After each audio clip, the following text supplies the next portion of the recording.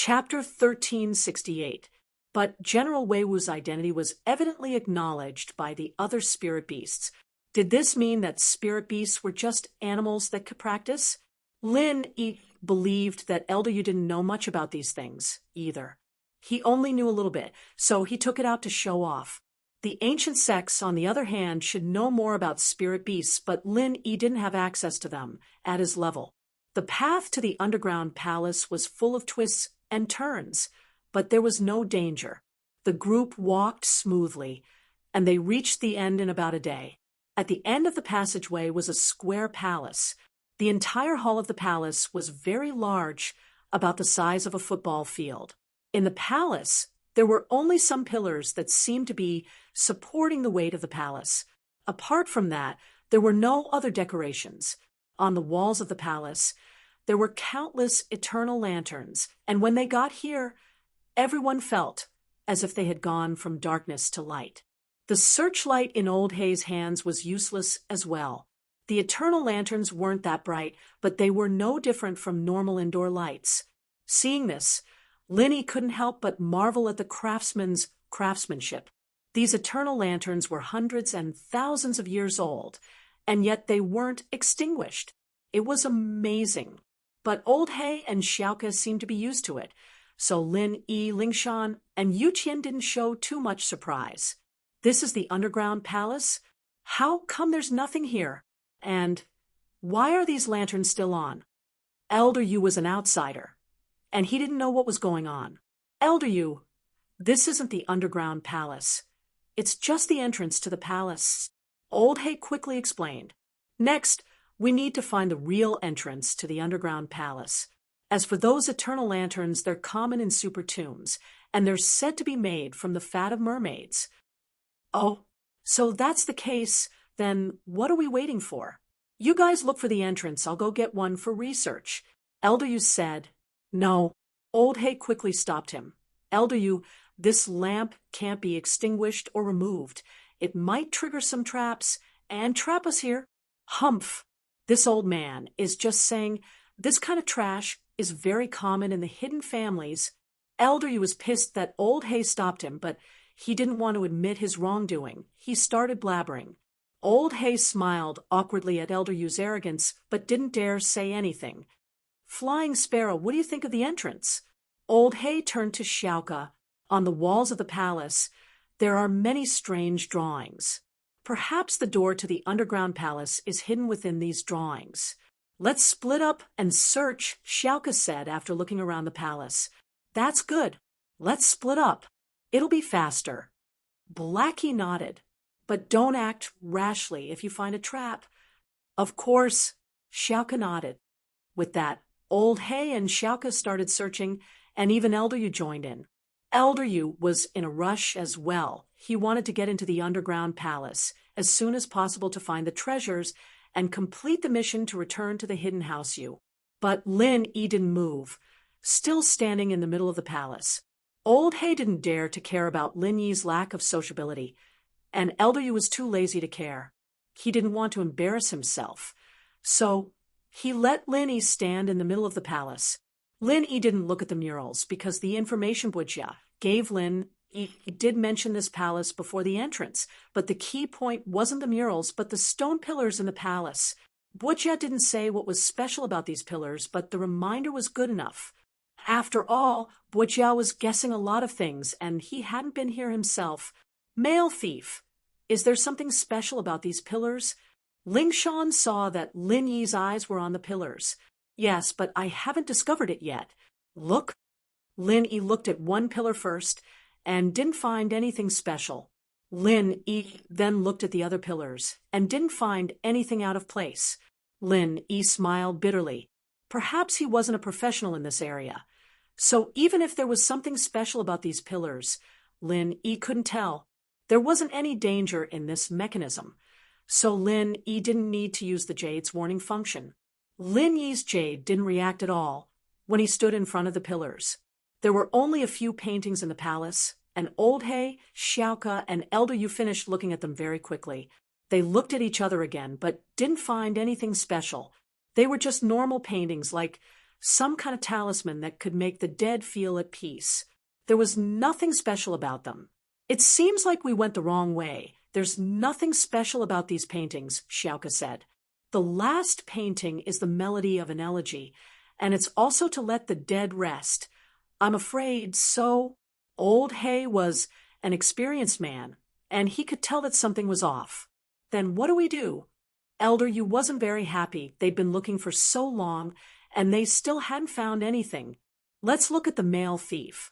Old Hay wasn't happy, but he had to admit that the male thief might have found something. Male thief, what did you find? Elder Yu walked over and asked impolitely.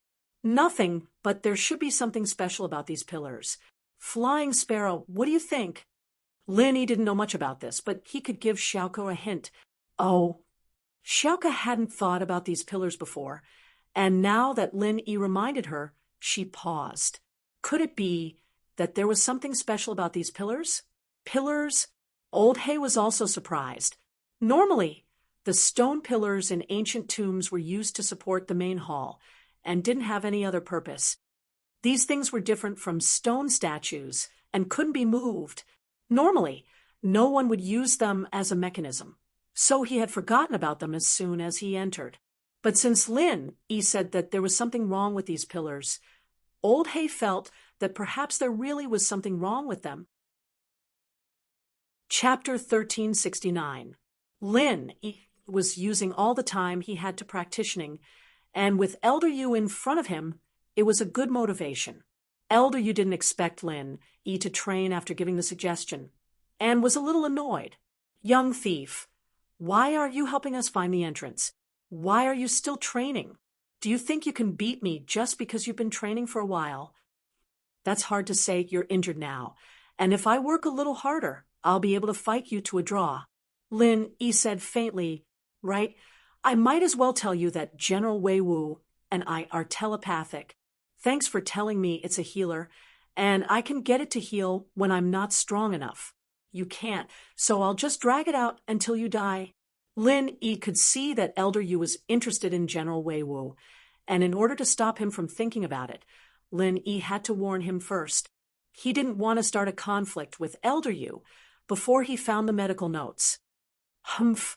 Elder Yu humphed coldly. He was indeed injured, but he had been hiding it. That attack from the spirit beast wasn't fatal, but it did affect his strength a little, and he couldn't maintain his peak condition. His right arm, in particular, hadn't healed yet, and he couldn't use his full strength. It was a lot more taxing for him. Elder Yu didn't know that Lin Yi was going to kill him. I'll give you everything I promised you, but if you don't go find the entrance, wouldn't that be a waste of time? Elder Yu said, after a sigh, I'm not good at this. It's good enough that I could tell there's something wrong with the pillar. Lin Yi said, nonchalantly, if you want to go find it, go find it. Don't get in my way. Elder Yu was a little pissed, but since Lin Yi was practicing, Elder Yu thought about it and decided to continue practicing as well. He sat down cross-legged and started practicing. He wasn't good at finding these traps, and so he might as well practice. And so Lin Yi and Elder Yu, one old and one young, started practicing not too far away. Lingshan and Yuqian, on the other hand, were too embarrassed to practice, so they pretended to look for the traps on the pillars Songshan, Chu's villa. Today was the weekend, Saturday. Gooden was there as a bodyguard, but the atmosphere in the villa was a bit heavy. I'm so bored. Yao Yao sis, I don't know what to do. Yushu laid on the sofa, yawning lazily. She turned off the tablet in her hands and complained to Meng Yao. Then what do you want to do? Meng Yao was playing Monopoly on her phone to kill time. Where did Shield Bro go? There's been no news of him for days. Maybe we should go look for him? Yushu suggested. Find him? Where could he find it? Lin Yi's looking for the fire spirit's fruit for Xiao Xiao, not playing. Don't disturb him. Meng Yao said, if you're bored, we can go shopping with Tang Yin in the afternoon. Shopping? It's so boring without Shield Bro. Yushu was a little dispirited as she turned to Gooden, who was sitting at the entrance, staring blankly. Hey, Lil Air, Shield Bro's your boss. Why are you so boring? You're always so bored, and you're even blocking the entrance. What kind of bodyguard is this? Gooden's actions made Meng Yao quite troubled. As well, wasn't his bodyguard a little too professional? When they were in the villa, he sat at the entrance like a door god, not caring about the time. When Meng Yao and Yushu went out, he just sat in the car like a bodyguard, not saying a word. Boss told me to protect you guys, and I think that's the only way to keep you guys safe. Gooden said matter-of-factly. Oh, you beat me. Yushu was a little speechless. This guy didn't listen to her at all. He was a stubborn man, doing whatever Linny told him to do, and not doing anything he wasn't told to do. And so, without Lin Yi as the chef, the villa went back to Falbert's 3 meals a day. In one of the luxurious villas on the outskirts of Donghai City, a hale and hearty old man in a white robe was glaring at the man in front of him who had lost half of his arm. The other party was so vicious that he beat you into a cripple. Master, please seek justice for your disciple. Please avenge your disciple. The man with half an arm missing was Ma Zhu, crippled by Lin Yi's energy bomb. Seeing that his master was finally here, Ma Zhu couldn't hold back the sadness in his heart anymore. He cried, "Your disciple's golden shield is gone. I can't train anymore. Don't worry, I'll make sure that Lin Yi bastard wishes he was dead.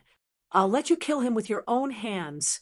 This old man was Jean Woody, an Earth-class early-phase peak physical practitioner. "Thank you, Master, but I sigh."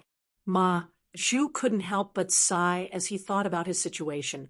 "Don't worry, I'll think of a way for you to get some spiritual arts for you. You won't be able to go far on the physical path, but it's the same with spiritual arts. You'll be able to achieve more with both internal and external training." Jean Woody consoled. But he knew that Ma Zhu was probably a cripple for the rest of his life. This villa belonged to the Eastern Sijin family, and Jean Woody was warmly welcomed by the Zhen father and son. "Elder Woody, your arrival really brings light to our humble house." Zhen Dazhou was extremely respectful to Jean Woody. "Please take a look. Is there anything else you need?" "Humph, no need to please me. I know what you're thinking." Jean Woody didn't fall for that. "You don't need to be so fake. I'm here to avenge my disciple. Of course, if that kid is your enemy, I'll take care of him, so you don't need to thank me." "I still need to thank you." Zhen Dazhou was a little awkward. "This is just a small gift from me. Please accept it, Elder Woody." With that, Zhen Dazhou handed a red packet to Jean Woody. "What is it?" Jean Woody asked faintly. "It's a 10 million deposit certificate." Zhen Dazhou didn't expect Jean Woody to ask so directly. He paused, but still said it honestly. "Oh." Jean Woody nodded and took it. "Speak. What do you want me to do?" Chapter 1370. Dazhou, on the other hand, relaxed a little upon seeing Jean Woody being so easygoing. He liked this type of person the most, taking money to get rid of trouble. He cut to the chase. "Elder Woody, it's like this. Our Ingjun has been drooling over the 2 girls by Lin Yi's side for a long time. All this happened because of those 2 girls, so we can't let them go this time. If your son wants to play with those 2 girls, just say it." "What do you mean by cause?" "I don't care how it happened. All I know is that my beloved disciple was hurt by that little bastard Lin Yi, so I'll go after him." Woody humphed. "But since you gave me 10 million, isn't it just 2 girls? I'll just grab them for you on the way." "Many thanks, Patriarch Invincible." Zhen Dazhou hurriedly expressed his gratitude. Spending 10 million on 2 girls was a little painful for him, but he had to spend it. The reason was that his son, Zhen Ingjun, was turned into a eunuch by Lin Yi, and while he was treated by Yao Wang, the effects weren't that obvious. And so Yao Wang came up with an idea. Since Ingjun was drooling over Meng Yao and Yushu, why not capture them and stimulate Ingjun a little? Who knows, there might be some unexpected effects, and it might cure Ingjun's impotence right away. For the sake of House Zhen, Dazhou had no choice but to take out 10 million for Jean Woody to capture Meng Yao, and Yushu for his son to play with. Curing his son's illness was the most important thing. Jean Woody coming down the mountain wasn't a secret, and so when he arrived in Donghai, House Yu, Xiao family, Hidden House Xiao, and Hidden House Pai received the news. Other noble houses like House Wu were the first to receive the news. After all, Jin Wudi was a physical practitioner, and House Wu naturally paid close attention to him. Jishan, Jin Wudi has arrived in Donghai. Go visit him on behalf of House Pai. After all, his enemies are our enemies too. If necessary, I can help him in secret. The head of House Pai called his son Pai Jishan over and ordered, "Father, Jin Wudi is just an Earth-class early-phase peak physical practitioner. Do we need to pay him so much attention? Do we need to visit him personally?" Jishan asked, confused. As far as he was concerned, Jin Wudi was an Earth class, but his sect only had one Earth class. It barely counted as a sect, and among the hidden houses, it was the weakest. If it weren't for Jin Wudi, his sect would be the same as the common world's noble houses. Jishan, don't underestimate Jin Wudi. He may only be an Earth-class early-phase peak physical practitioner, but he's a Golden Shield practitioner. His entire body is as hard as steel, and even I can't do anything to him. Once the Golden Shield is completed, unless it's someone stronger than him, someone of the same level won't be able to do anything to him. Pai Jaka waved his hand as he spoke seriously. Impossible? Does that mean that only a Sky class can deal with Jin Wudi? Father, you're an Earth-class late-phase peak physical practitioner, and you're no match for him? Jishan's face changed as he asked in shock. That's not to say that I'm no match for him. He might not be able to beat me, but I definitely won't be able to beat him either. After all, the techniques I've used on him have practically no effect at all. Pai Jaka smiled bitterly. That's the advantage of having a Golden Shield practitioner. Even a Sky class wouldn't be able to do anything to him if they didn't have a high attack type martial art. Only those with high attack power would be able to hurt him. I see. No wonder you're paying so much attention to him. Jishan said. That's right. Although he's only an Earth-class early-phase peak physical practitioner, he's a member of a hidden noble house. His school is on the same level as us. And although we all look down on his strength, we still have to give him some face. Pai Jaka explained. That's right. I understand. I'll go visit him now. If he can kill that Lin Yi and that warrior, that'd be great. Jishan nodded. That warrior is evidently a powerful physical practitioner as well, or else he wouldn't have been able to kill Pai Yangyang with one punch. But with Jin Wudi here, there's nothing he can do. That's right. That means we'll just sit back and enjoy the fruits of his labor. Pai Jaka nodded. At the same time, Yanjing's house, you had also received the news of Jin Wudi leaving the mountain. On one hand, they were happy that someone was looking for trouble with Lin Yi, but on the other hand, they were a little disappointed House Yu's revenge couldn't be taken by them. And now it was in the hands of an outsider. But Boss Yu was on a mission to hide House Yu, and he couldn't leave. He couldn't stop Jin Wudi either, and could only console himself that whoever killed Lin Yi was the same. As long as the revenge was done, who cared how it was done? In the hidden house Xiao, while they knew that Jin Wudi was looking for trouble with Lin Yi, the head of the house, Zhao Guangyin, could only keep quiet. Everything in House Xiao was decided by the old man. He was the head of the house in name, but his power was small. If he could touch Lin Yi, he would have done it a long time ago. This time, Jin Wudi had solved a problem for him, indirectly avenging Qibing. However, he couldn't say this aloud, so he just gave Qibing a call and told him to keep an eye on the situation.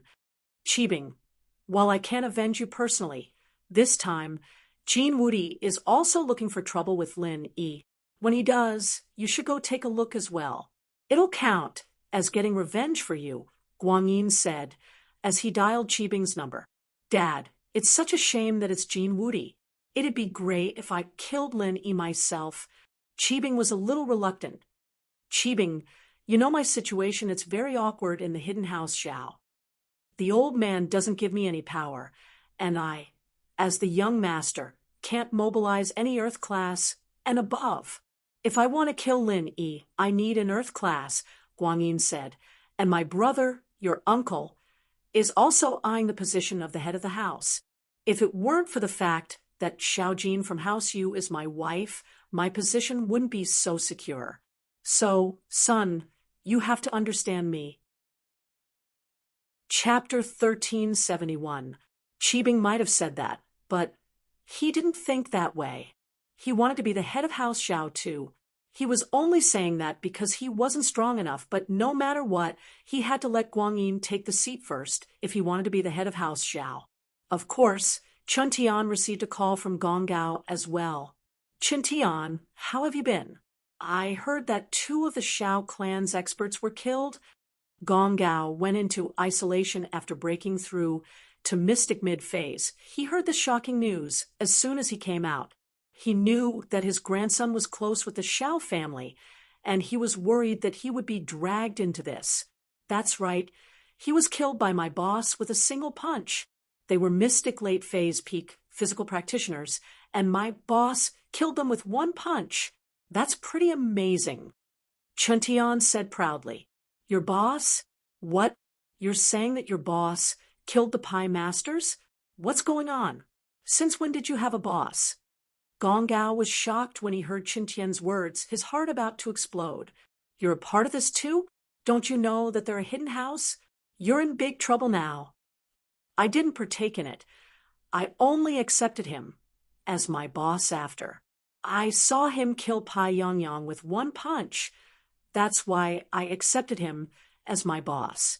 If he gives me some pointers, I'll be rich. Chun Tian said gleefully, Idiot, why are you so stupid? Other people would try to hide from something like this. And you actually acknowledged him as your boss? I heard that he's Lin Yi's follower, and you acknowledge Lin Yi as your boss too? Gong Gao was furious. Cut off all contact with him, or our house will be done for. Nope. I recognize Lin Yi's follower Gooden as my boss. Lin Yi is my boss now. Chun Tian said, How can House Wu be destroyed? On the contrary, I feel that this is a good opportunity for the Wu family to rise. With Big Brother Gooden and Big Brother Lin Yi's guidance, my skills will definitely advance by leaps and bounds. If our Wu family has a young expert like me, we will be able to gain a foothold in the aristocratic family meeting. Aren't you and Lin immortal enemies? Why did he recognize him as the boss? You idiot, the sect leader of the Golden Clock sect, Jean Woody, has already left the mountain, and his target is Lin Yi. This time, Lin Yi is dead for sure. Hurry up and draw a line with them. Otherwise, our Wu family will be implicated. Wu Gonggao said angrily. Golden Bell Clan's Jean Woody? Wasn't that a master at the peak of early phase Earth class? He wants to deal with Big Boss? No, I have to tell Big Brother Gooden and have him prepare. Chun Tian's first reaction was to tell Gooden. Fuck. You idiot. If Jean Woody makes a move, there's no way Lin Yi will survive. If you leak the news, it will definitely implicate our Wu clan. Gong Gao was about to explode. Was this grandson stupid? He was still on Lin Yi's side at a time like this. Plus, weren't he and Lin Yi love rivals? With that thought, Gong Gao asked, Isn't Lin Yi your love rival? Why, since Big Brother likes Sun Jingyi, I, as his follower, can't fight for her. I can only give her up. But it doesn't matter. What's a man afraid of not having a wife? Once I become a mystic, I'll be able to find anyone I want. It's not a problem for me to have multiple wives. Chun Tian was quite open-minded. Sun Jingyi is good, but she doesn't belong to me. I won't waste my effort on her. I don't want to make Big Boss unhappy. All right, Grandpa, I won't talk to you anymore. I have to hurry and find Boss Gooden. You traitor. What a traitor. I'm so pissed. Gong Gao's heart spasmed, and his eyes rolled back as he fainted. But Chun Tian had already hung up, not knowing that his grandpa had fainted again. Chun Tian rushed to the Chu Villa, where Lin Yi was, pressing the doorbell. The door god Gooden heard the doorbell and walked out to see who it was. He paused when he saw Chun Tian. You're that Wu something? Why are you here? Wu Chun Tian Chun Tian introduced himself with a face full of smiles. Boss Gooden, I'm here to tell you something. Tell me something? What do you mean? Gooden paused, not understanding. It's like this. According to reliable sources, the head of the Golden Bell sect, Jin Wudi, came down the mountain to cause trouble for Big Boss Lin Yi. I heard that he's an Earth-class early-phase peak. I wonder if Boss Gooden can handle him? Chun Tian said. Earth-class early-phase peak? Is he strong? Gooden frowned. He used to live in a village and he didn't know much about strength classifications. So he really was asking if an Earth class was strong. But in Chun Tian's ears, it became Gooden's disdainful question. Was an Earth class strong? Ha ha! Of course he's not that strong in your eyes, Boss Gooden. But I heard that his physical training has reached the peak of perfection, and he's a master of Golden Shield. Normal Sky class masters can't do anything to him. Chun Tian reminded. What Golden Bell cover at the peak? If he dares come, I'll kill him with one punch. Gooden didn't care if he had the Golden Bell cover or not. If he really came looking for trouble, he'd kill him with one punch. Ha ha ha ha ha. Suddenly, a piercing laughter came from outside the villa. From a car, a white-robed old man came down, and the laughter came from his mouth. Behind him were Zhen Dazhou, Zhen Yingjun, Pai Zhishan, the two Xiao family brothers, and Zhao Qibing in a wheelchair. These people all had a direct grudge against Lin Yi, so after visiting Jin Wudi, they came to watch. The white-robed old man was Jin Wudi. Zhen Yingjun, Pai Zhishan, the Xiao family brothers, and Zhao Qibing all thought that Lin Yi was dead for sure. Chapter 1372. Old man, what's wrong with you? Why are you laughing at our door? If there's nothing, leave. I'm the bodyguard here, and I don't allow strangers around here. Gooden looked at Wudi, thinking that he was an idiot. Kid, I'm Jin Wudi. Didn't you say you wanted to kill me with one punch? Jin Wudi once again laughed mockingly like he had heard a joke. Ha ha! Ignorant brat, you're Jin Wudi? Gooden paused, not expecting this idiot to be the Jin Wudi Chun Tian was talking about. That's me, Wudi said proudly. He's Jin Wudi? Why is he acting like an idiot? Gooden looked at Wudi and turned to Chun Tian. Is there a mistake? Boss, I think it's him. Chun Tian looked at Jin Wudi. He hadn't seen him before, but he knew the people behind him. With them here, no one would try to impersonate Jin Wudi. Oh, then you're Jin Wudi. Old man, what are you doing here? I heard you're here to cause trouble for my boss.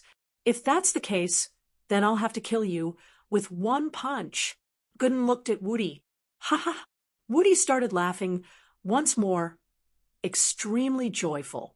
He turned around and looked at Zhen Yingjun and Pai Zhishan, his expression very interesting. Did you hear that? He said he's going to kill me with one punch. Do you think that's funny? Ha ha ha! Zhen Yingjun laughed. This guy is one. Overestimating himself and wanting to kill the invincible elder with one punch? Even 100 punches wouldn't kill him. He'd tire himself to death. Ha! Jin Wudi nodded in satisfaction at Zhen Yingjun's cooperation. Wu Chintian, what's wrong with you? Why are you on Lin Yi's side? Could it be that you want to become enemies with Xiao family, House Pai, and House Xiao? Wang Ba pointed at Chintian. House Wu was Xiao family's ally, but who would have thought that Wu Chintian would suddenly take the enemy as his boss? Lin Yi is my boss now, so of course I'm on his side. Chintian said matter-of-factly, the people your Xiao family hired are too weak. They're too weak in front of my boss, let alone my boss. I want to learn kung fu from them. I want to become a powerful person. Wu Chintian, have you thought about the consequences? Wang Ba's face was disrespected, his tone darkened. You have to know that you are going against our Xiao family, House Pai, and even House Xiao. What are you? You're that old woman's son? Shut up first, or else I'll kill you too. And the rest of you, shut up. Gooden was getting annoyed by these people. This Wu Chintian wasn't strong, but he was loyal. He took him as his boss, and he hadn't even taught him anything yet, and he was already so loyal. This gave Gooden a good impression of him. Actually, Chuntian was a bit arrogant, but he wasn't a complete idiot. He had his own plans. In the martial world, the biggest taboo was people who went back on their word. He used to be friends with the Xiao family brothers, so it wasn't a big deal. But now that he had Gooden as his boss, things were different. So, since Chuntian had his eyes set on Gooden, he'd follow him to the end. Of course, he had high hopes for Gooden as well, thinking that he could win. Otherwise, why would Gooden say that Earth Class was powerful? Qibing started laughing loudly. Who do you think you are? Even Lin Yi wouldn't dare say something like that. And you're just a follower of Lin Yi. How dare you be so arrogant? Don't you know that people get hurt easily when they're too arrogant? Oh, I know. It's because you're too arrogant. That's why Shield Bro broke your leg. Yushu looked at Qibing sympathetically. At this time, Yushu and Mengyao came out as well. They heard the commotion in the villa and naturally came out to see what was going on. They didn't expect to see so many people. Yushu, don't be so arrogant. Shen Ingjuan's going to play with you soon. Qibing's eyes flashed with hatred when he saw Yushu. Oh, that's not going to happen. Yushu said nonchalantly, it'll be Shield Bro playing with me. As for that Shen Ingjun, he'll be pissing his pants when Jean Wudi dies. It doesn't matter what you say. Qibing didn't believe that a follower of Lin Yi could fight against Jean Wudi. But why wasn't Lin Yi here? Prophet shoes, always accurate. See for yourself if you don't believe me. Yushu looked at Qibing with disdain, as if he was ignorant. What's going on? Mengyao waved her hand, telling Yushu to stop talking. She looked at Gooden. This Jean Wudi, he said he's here to cause trouble for boss. Should I just kill him? Gooden pointed at Jean Wudi. You want to cause trouble for Lin Yi? Mengyao frowned and looked at Jean Wudi. I don't just want Lin Yi's life. I'll bring you 2 girls back as well. I took 10 million from House Shin to bring you back for them to play with. Wudi said nonchalantly, not afraid that Mengyao would find out. Mengyao wanted to ask what was going on, but the old man said something so shameless. She was a bit pissed. Gooden, kill him then.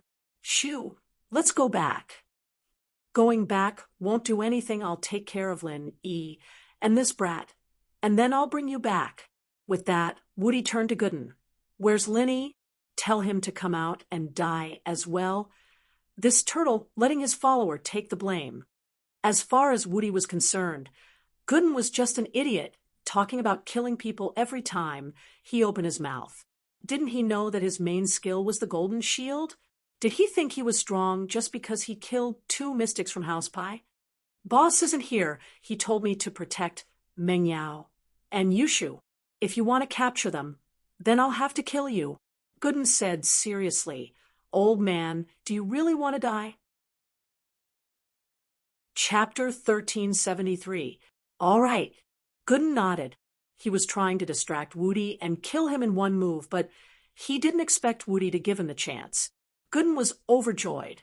Jean Wudi laughed and patted his chest. He stood in the courtyard and said, Hit me. I will let you hit me. Let's see if you can kill me. Ignorant brat. Have you heard of the Golden Shield? No. Gooden said honestly, I don't know what you're talking about, but it sounds really strong. I should be able to kill you. Gooden's words drew a wave of laughter from everyone present, especially Shen Ingjun and Qibing. Shen Ingjun wasn't from a noble house, and he didn't have the rules of a noble house, so he didn't care. Qibing, on the other hand, was from a hidden noble house, so he didn't care either. The Xiao family brothers, on the other hand, didn't dare laugh too much since Jishan and Qibing were there. Jishan, on the other hand, was an introverted man. He came here to support Wudi, but he wasn't the type to show his emotions on his face. Plus, he knew that the 2 masters from House Pai were top-level masters, but they were killed so easily by Lin Yi's men. This meant that Uncle Pai's death wasn't a coincidence. Even if Go Huli didn't hit him, he wouldn't be able to live for long. If Lin Yi and Gooden were this strong, then where did these 2 come from? Could they really be from some ancient sect or ancient house? Even someone like Jishan hadn't heard of these 2 before. These two couldn't have come out of nowhere, could they? Hence, before Pai Jishan could confirm this point, he would not show his attitude. If even Woody wasn't a match for them, then he'd have to go back to House Pai and plan things out. If these two really came from the ancient world, then House Pai would be in trouble. In the eyes of the ancient sects and families, the hidden aristocratic families weren't much. They were experts at the peak of the late phase of the heaven realm. Fine, then I'll let you hit me. If you can't kill me, I'll destroy your entire family. Jean Woody looked at Gooden mockingly. He really didn't know fear, didn't he? He didn't even know about the golden shield, and he dared to attack. Not far from the Chu family's villa, a black figure was anxiously making a phone call. Elderly, I am Shadow 13. Jean Woody has come down the mountain, but I have been here for a few days and haven't seen Lin Yi. He seems to have gone out and only sent one of his brothers to protect the Little Mississippi. Now Jean Woody has come and said that he wants to capture the Little Miss.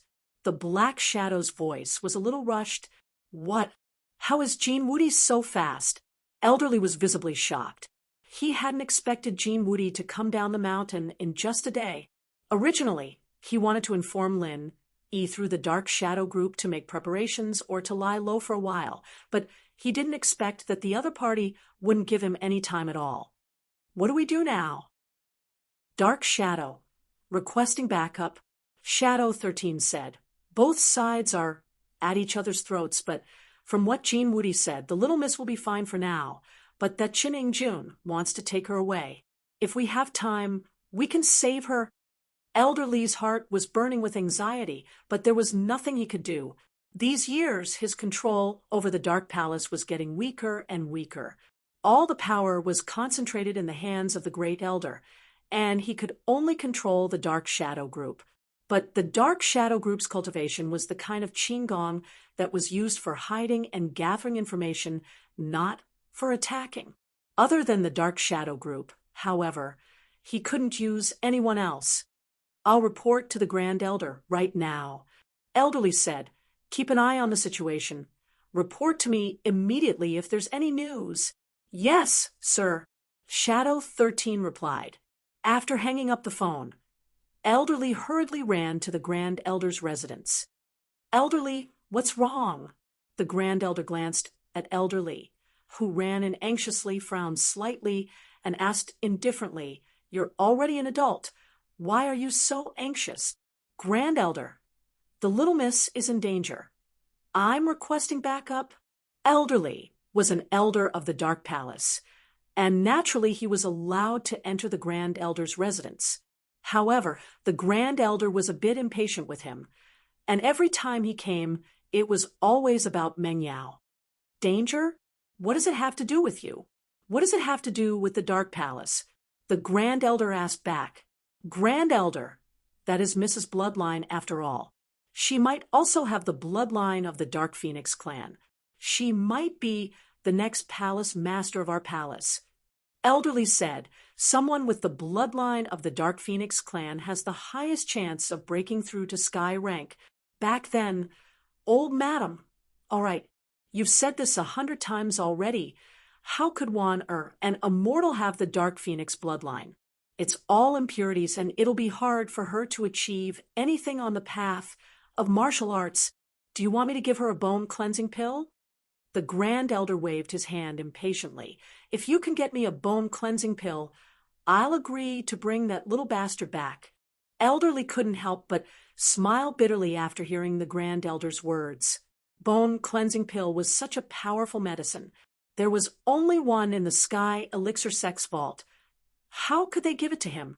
Even if there wasn't a grudge between the Sky Elixir sect and the Dark Palace, even if the Sky Elixir sect's young master had married one, or back then, he wouldn't have used the bone cleansing pill on a child.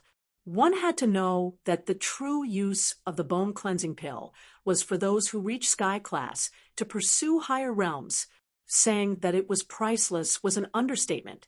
The Grand Elder's words were tantamount to blocking Elderly's following words. Because the Grand Elder's condition was completely impossible to fulfill. But it's better than nothing, right? Elderly said carefully. I've already tested her back then. If she really had talent, would I still need you to tell me? The Grand Elder said faintly. All right, there's no need to talk about this anymore. You can leave. Grand Elder, please reconsider. Elderly didn't seem to give up. Grand Elder, do you really want to watch Little Miss be tainted by bad people? Chapter 1374. I will take my leave. Elderly let out a long sigh and walked out of the Grand Elder's residence dejectedly. In his heart, he was hesitating whether he should tell young Miss about this matter, but if he were to tell young Miss would definitely be heartbroken and might do something, but if he were to not tell, once young Miss knew the truth, she would definitely hate him in her heart. At that moment, Elderly was in a dilemma, not knowing what to do. Lin, you're not a good bodyguard at all, leaving at a time like this. If something really happens to Miss Xiao Xiao, I won't let you go. Elderly gritted his teeth and thought to himself, the day of the Heaven class meeting is getting closer and closer. When the Great Elder isn't in the Palace of Darkness, I'll go down the mountain and kill every single one of you. House Yu, Xiao family, Golden Clock sect, Hidden House Pai, Hidden House Xiao. I'll bring my men and kill every single one of you. At the entrance of House Chu's villa, the tension continued. Then I'll do it. Gooden looked at Jean Woody, who stood in front of him with his chest puffed out. Go ahead. Woody stood proudly in the yard, his eyes full of disdain. Even those famous masters from the hidden houses wouldn't dare say they could kill him with one punch, let alone an ignorant kid like you. Ask them if they could even injure him with one punch. They wouldn't even break a bone in his body. Gooden nodded and gritted his teeth, channeling his energy, and punched out. Pung! There was a loud explosion, and Jean Woody disappeared. Where did he go? Gooden paused. Shen Ingjun suddenly burst into laughter. Ha ha! Old ancestor Woody dodged it. Look at your idiot face. But did Jean Woody really dodge it? Gooden felt that he'd definitely hit the target, and he'd used all his strength to do it. He didn't know how strong an Earth class was, but just looking at these people's faces, he knew that they were strong. In order to kill this person, Gooden had to use all his strength to do that punch. The goal was to kill Jean Woody with one punch to prevent any future problems. Luckily, he didn't need to sneak attack. Jean Woody gave him a chance to go all out. After that punch, Gooden felt the blood in his body surge, and the poison in his body couldn't be suppressed anymore. It was starting to move. Gooden had a limit to how much strength he could use, and this time he was at the edge of his limit. But Gooden was an honest guy, but he wasn't stupid. He couldn't do anything inappropriate right now.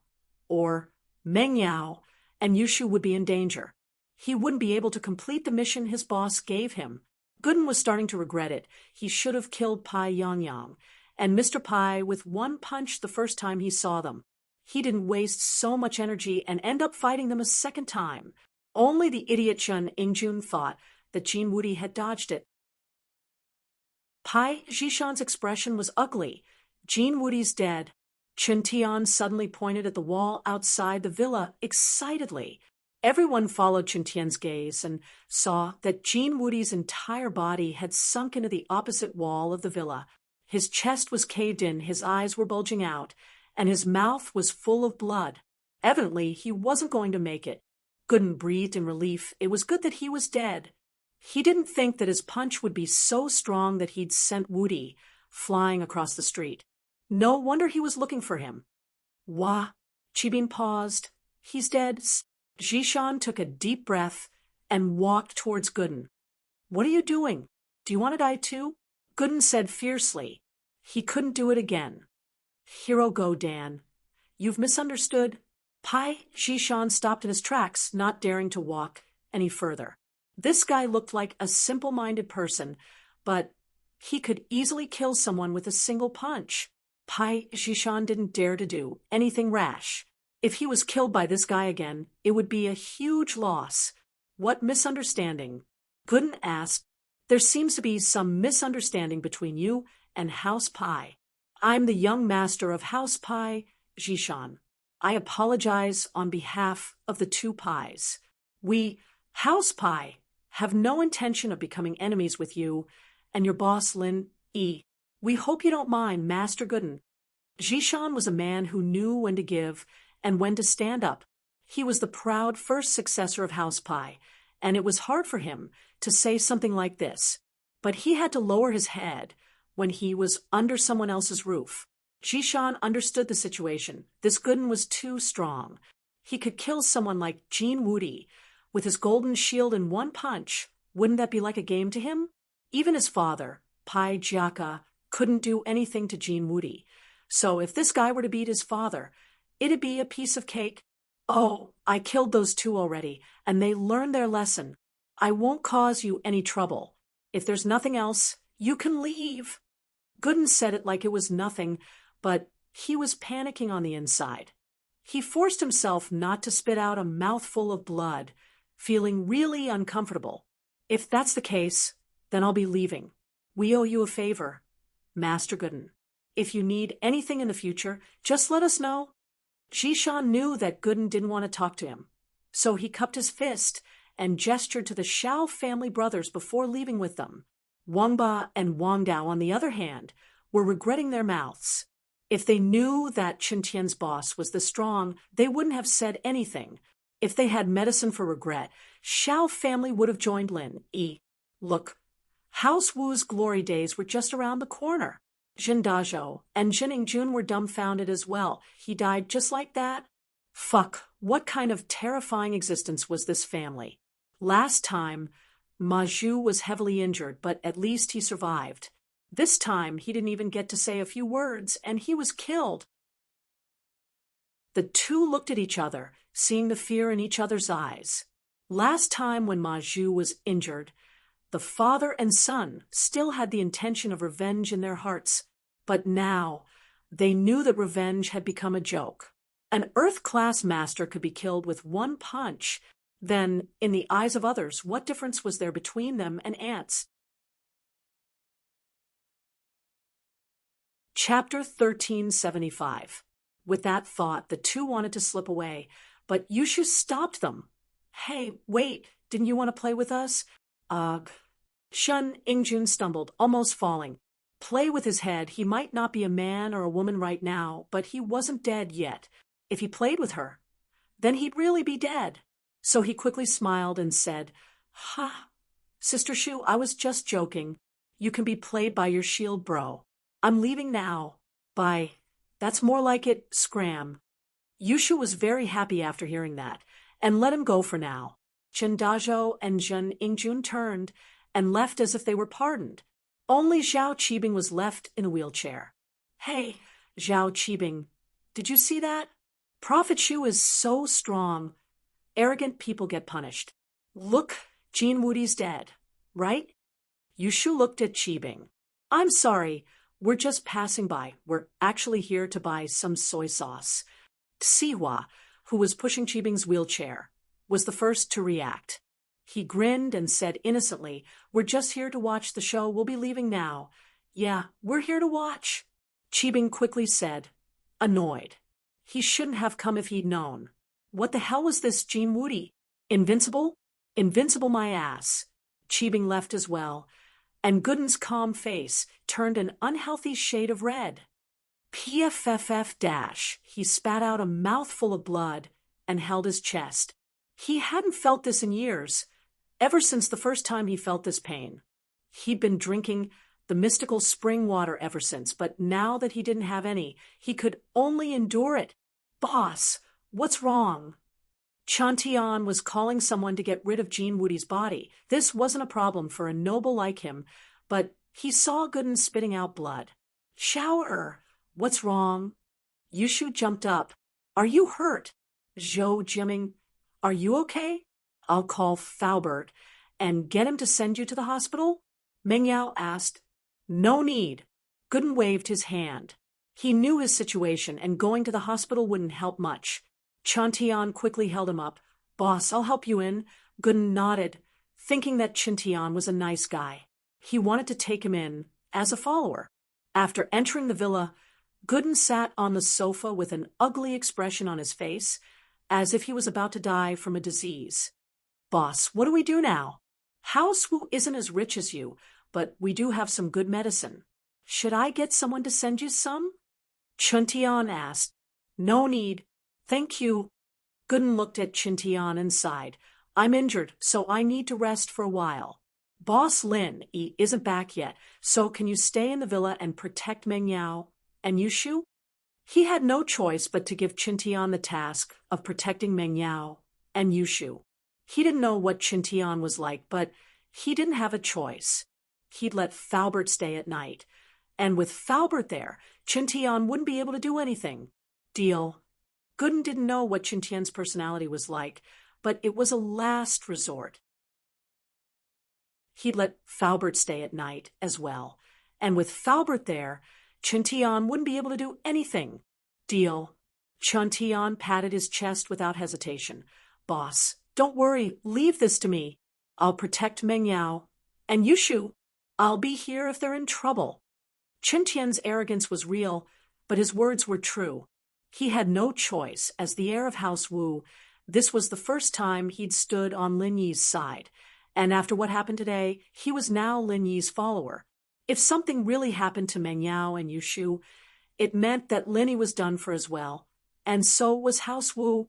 So he could only do his best to protect Meng Yao and Yushu. There was no other way. Everything that happened fell into Shadow 13's eyes. After Jean Woody died, he called Elderly again. How is it? Is the mist taken away? Elderly picked up the phone and asked worriedly, his voice lacking the calmness that an elder of an ancient sect should have. It wasn't his fault. This involved the daughter of the miss he loved the most. How could he keep calm? Elderly, Jean Woody's dead. That was the first thing he said. Dead. Elderly was shocked. How did he die? Did a master do something? No, it's Lin Yi's follower, that Gooden hero or something, and he killed Jean Woody with one punch. Shadow 13 was shocked. As well, just what kind of person was this? To be able to kill an Earth-class early-phase peak with one punch? He killed Jean Woody with one punch? How strong is he? Elderly's mouth was wide open. Wasn't this Lin Yi follower too strong? Yes, one punch. More accurately, it was two fists. As for how strong he is, I can't tell. Shadow 13 frowned. I can tell Jean Woody's strength. I can tell Pai Zhishan's strength, but I can't tell how strong this Gooden hero is. What? You can't tell? How old is he? Elder Li was even more shocked. The Dark Shadow group wasn't good at attacking, but they were good at gathering intel. They had a special ability that allowed them to see through a practitioner's strength, and the Dark Shadow group couldn't see through them unless they knew how to hide their strength, or if they were already Sky-class late-phase peak, starting to return to their original state. But how old was Lin Yi's follower? How could he be a Sky-class late-phase peak? Not old. He should be around 20. Shadow 13 said. I suspect that he doesn't have any strength at all. He's an unranked master. Unranked master? Elderly paused. An unranked master could kill Jean Woody. An Earth-class early-phase peak with a golden bell shield? Chapter 1376. Phew. But no matter what, this matter has passed peacefully. Little Miss is fine, and I can rest assured. Pay close attention to the follow-up news, and report to me at any time. Elderly finally let out a sigh of relief in his heart. It seemed like Lin Yi had arranged everything perfectly, and he'd worried for nothing. He was an elder of the Dark Palace, and he wasn't even as good as that little bodyguard of Lin Yi. Yes, Shadow 13 replied.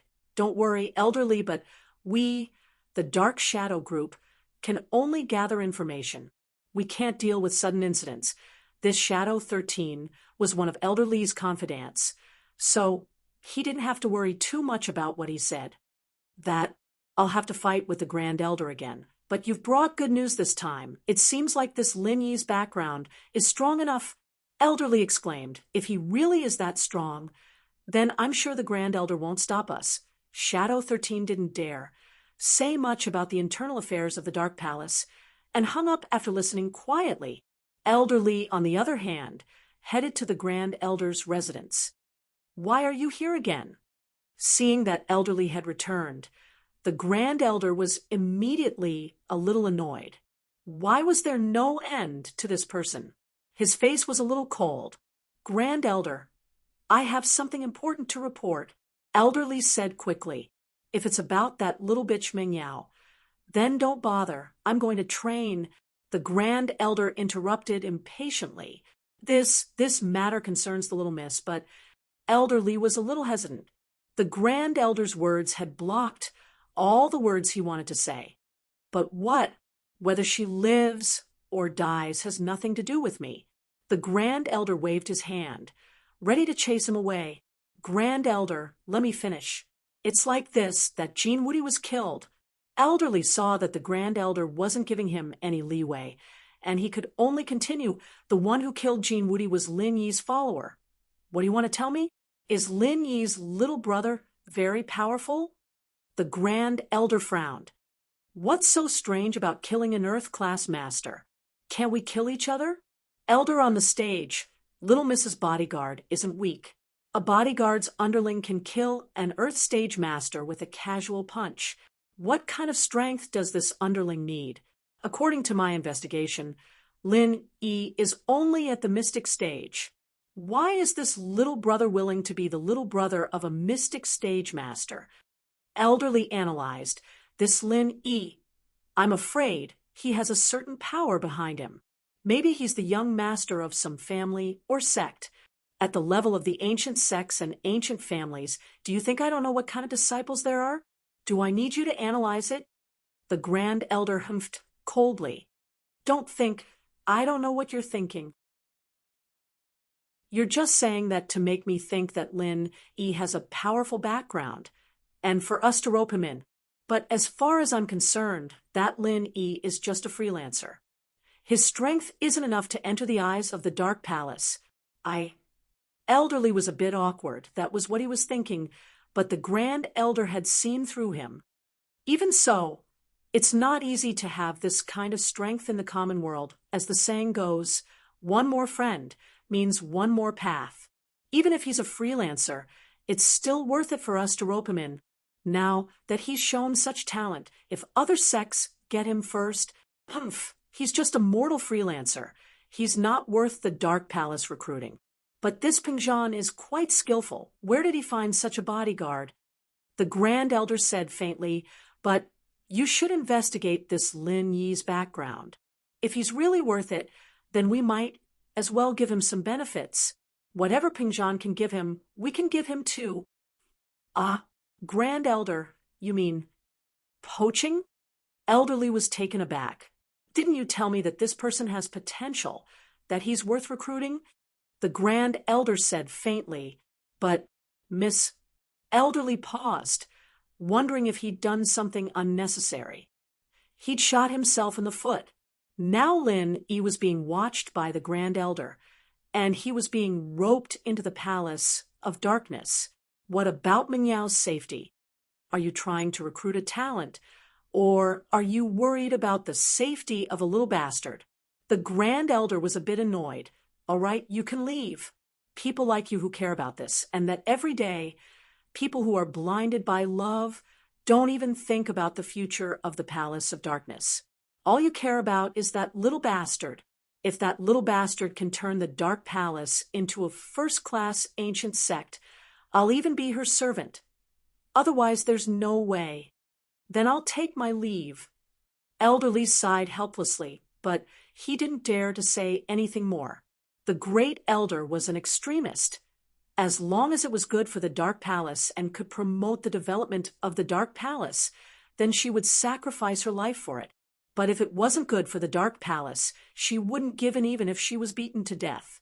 Elder Lee, on the other hand, was afraid that he'd said too much, and the Grand Elder insisted on recruiting Lin Yi to the Dark Palace.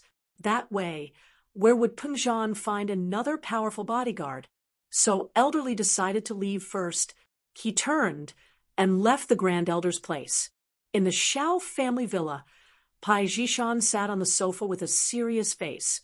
Beside him was Xiao Ji and Xiao Ben, while Xiao Wangba and Xiao Wangdao stood respectfully on the side. By now, Xiao Ji and Xiao Ben had learned of what had happened, and they were both shocked.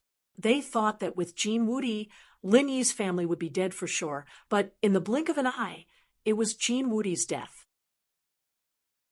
Even the young master of House Pai had lowered his head. Didn't that mean that Xiao family was in danger?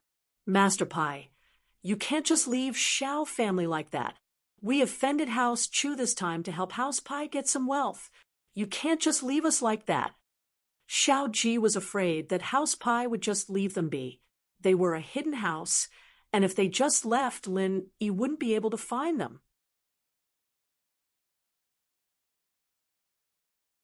Chapter 1377.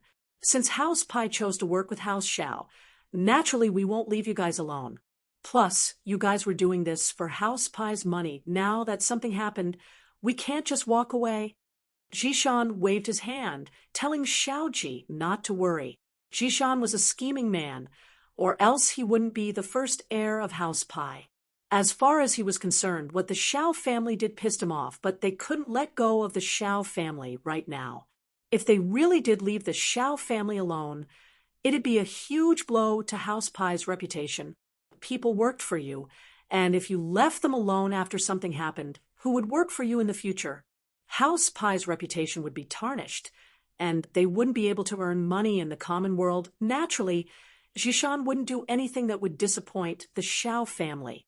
Haha, big bro, you're worrying too much. Master Pai isn't that kind of person. If he didn't want to care about us, he wouldn't be sitting here.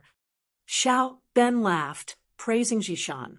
He and Xiao Ji had been brothers for so many years, and they had great teamwork. With the two of them working together, they tied House Pai and Xiao family together. Jishan, of course, knew what the Xiao family brothers were up to. He just didn't want to expose them, smiling faintly. But that Erguden really isn't easy to mess with. You guys stay away from him, and don't mess with him, and don't even think about touching House Chu. All in all, House Pai is dead, and the grudge is over. This was caused by Jin Wudi, and it doesn't have much to do with us. If we don't do anything, Lin Yi probably won't come looking for trouble anymore. That's true. Xiao Ji nodded. This time he didn't dare think about anything anymore. Even House Pai gave in. How many brains did he have? Anyways, be careful when you do business with your Xiao family's influence in the common world and House Pai's name. You don't have to do anything illegal to earn money. Don't think of anything bad in the future. Look at House Yu's business. Isn't it doing well too? Jishan stated his standpoint. The noble houses weren't part of the rules, but Jishan didn't want any more trouble, especially with Lin Yi and Erguden. If he pissed them off, it wouldn't be worth it. Yes, you're right, young Master Pai. Xiao Ben nodded and said, in the future, let's do some proper business. It's good that you know. All right then, I'll go back first. In a few days, House Pai will send another master over, but I'll restrict him as well. He can only do anything if his business is affected. As for business, he's forbidden from participating. Jishan said. House Pai had quite a lot of masters, but they couldn't afford to lose so much. If this one died, it'd be a huge loss for House Pai. Young Master Pai, this time, can you send us an Earth class? Xiao Ji looked at the Earth class, his heart itching. If House Xiao had an Earth class, they'd be stronger than House Yu. They'd become the #1 noble house in the upcoming noble house meeting. Many people were like that they didn't know how to be satisfied. Xiao Ji was still hoping that House Pai wouldn't give up on Xiao family, but now he wanted someone stronger. Earth class definitely won't do. Jishan waved his hand. Hidden noble houses have their own rules, and there's an arbitration association that keeps the balance. Jin Wudi came out of seclusion, but he had to apply for it. House Pai, may be investigating Uncle Pai's death and interfering with the common world's business, but our goal is to make money different from Jin Wudi. House Pai should be more discreet, and as long as they don't cause us trouble, We won't apply for anything. I see. Xiao Ji was a little disappointed. Then he's still a mystic. Yes, a mystic in the common world. As long as you don't mess with people like Lin Yi and Guden, you'd be considered one of the top.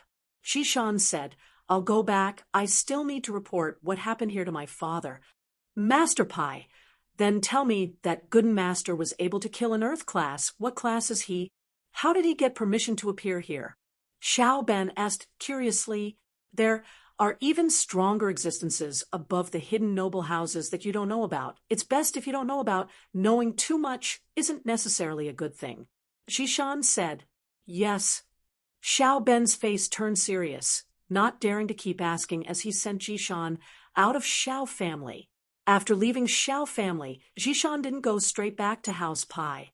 Instead, he found a place with no one around and called his father, Pai Jiaka. Xishan, how's the situation over there? Is Linny dead? Jiaka asked. Father, there's been an accident. Jean Woody was killed. Xishan said. What? Beaten to death? What happened? Who killed him? Pai Jiaka was taken aback and quickly asked. Xishan told his father everything that happened in detail, not hiding anything. He even told his father about how he apologized to Guden. Xishan, you did the right thing. Lowering your head now is the right. A man knows when to yield and when to stand tall. If it's really like what you said, then there's a big problem here. That Lin Yi's follower is already this strong. He's probably from the ancient level. Jiaka said seriously, if that's the case, then House Pai can't mess with him. Yeah, father, but the weird thing is, when this Guden attacked, I didn't feel any energy ripples from him. It's like he's not a practitioner. This was what Xishan found strange. Oh, no energy ripples? How is that possible? Whether it's a spiritual practitioner or a physical practitioner, they all show their strength when they attack. It's impossible to hide it even if they wanted to. So why can't you feel it? Jiaka paused. That's the only thing I'm confused about, Xishan said. Here, you look around stealthily. With your skills, that Guden shouldn't be able to sense you. You're a physical practitioner, and you're good at hiding your presence. You look around and see if you can find any clues. Jiaka said, All right, I haven't left any more. I'll go take a look. Xishan nodded. Chapter 1378. There weren't any masters in the Chu Villa right now, only Wu Chintian, a golden class early phase. Falbert was on his way back, but he hadn't arrived yet, so Xishan easily found Guden's room. Xishan put his ear on the wall, listening to the movements in the room. Hello? Hello? Is this Grandpa Lin? I'm Guden. Guden was weakly calling old Lin on the phone. Now that he saw Lin Yi, he naturally got old Lin's number again. Now that Lin Yi wasn't here, he could only ask old Lin for help. Guden? How are you? Why do you sound so weak? What's wrong? Old Lin didn't know what to make of Guden's sudden call. He knew that Lin Yi had asked Guden to protect Meng Yao and Yushu, but he wouldn't call if it wasn't something important. Grandpa Lin, I've used up all my strength, and I can't suppress the negative effects anymore. What should I do?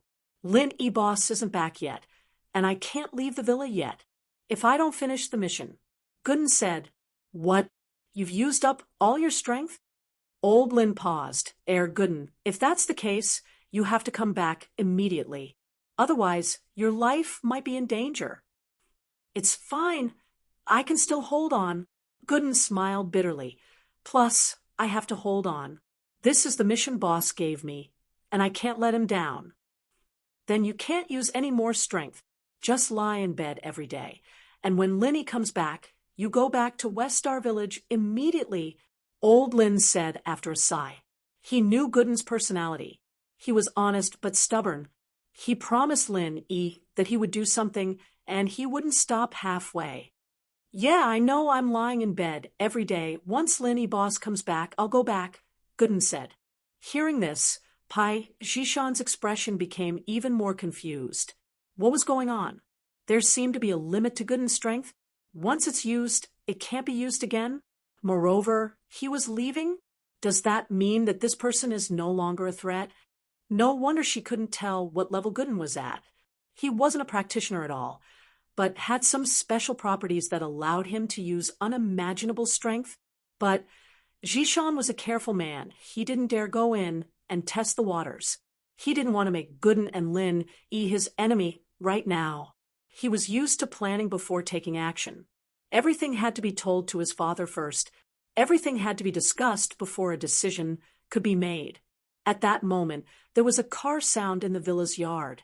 Jishan didn't dare stay any longer. He turned and left the villa, disappearing without a trace. Faubert had just come back, and he didn't notice that someone had come to the yard. He was worried about Gooden, and after getting off the car, he rushed into the villa to see him. At this moment, Gooden didn't know that his secret was already known by House Pai Qibing, and Siwa practically ran back to the Floating Cloud Bar. They were both pissed that not only was Lin Yi not dead, but Jean Woody was killed by one of Lin Yi's lackeys. But through this, Qibing saw how strong Lin Yi was. Even his lackeys were this strong. Qibing decided that he shouldn't mess with Lin Yi for now. Who was Pai Jishan? He was the first heir of the hidden house Pai, and if he could lower his head to Gooden, then what was there to be proud of? He was the rightful head of the house, and he was just a bastard child. Even Jean Woody was dead. In the sect, Lin Yi wouldn't even blink if he killed him. And now, Qibing finally understood why Lin Yi was so fearless. He knew that he was from a hidden house and still dared to kill him. But now that he thought about it, he was really lucky that he didn't die. Was House Xiao stronger than the Golden Bell sect? Even House Xiao didn't dare do anything to them, but Lin Yi and his lackeys had crippled the master and disciple. Call my father before we have absolute confidence. Don't touch Lin Yi. Let him have his fun for now. Qibing looked at Sihua and sighed. Although he felt wronged when he said this, he had to lower his head when he was under someone else's roof. It didn't matter if he felt wronged or not. He couldn't do anything to Lin Yi.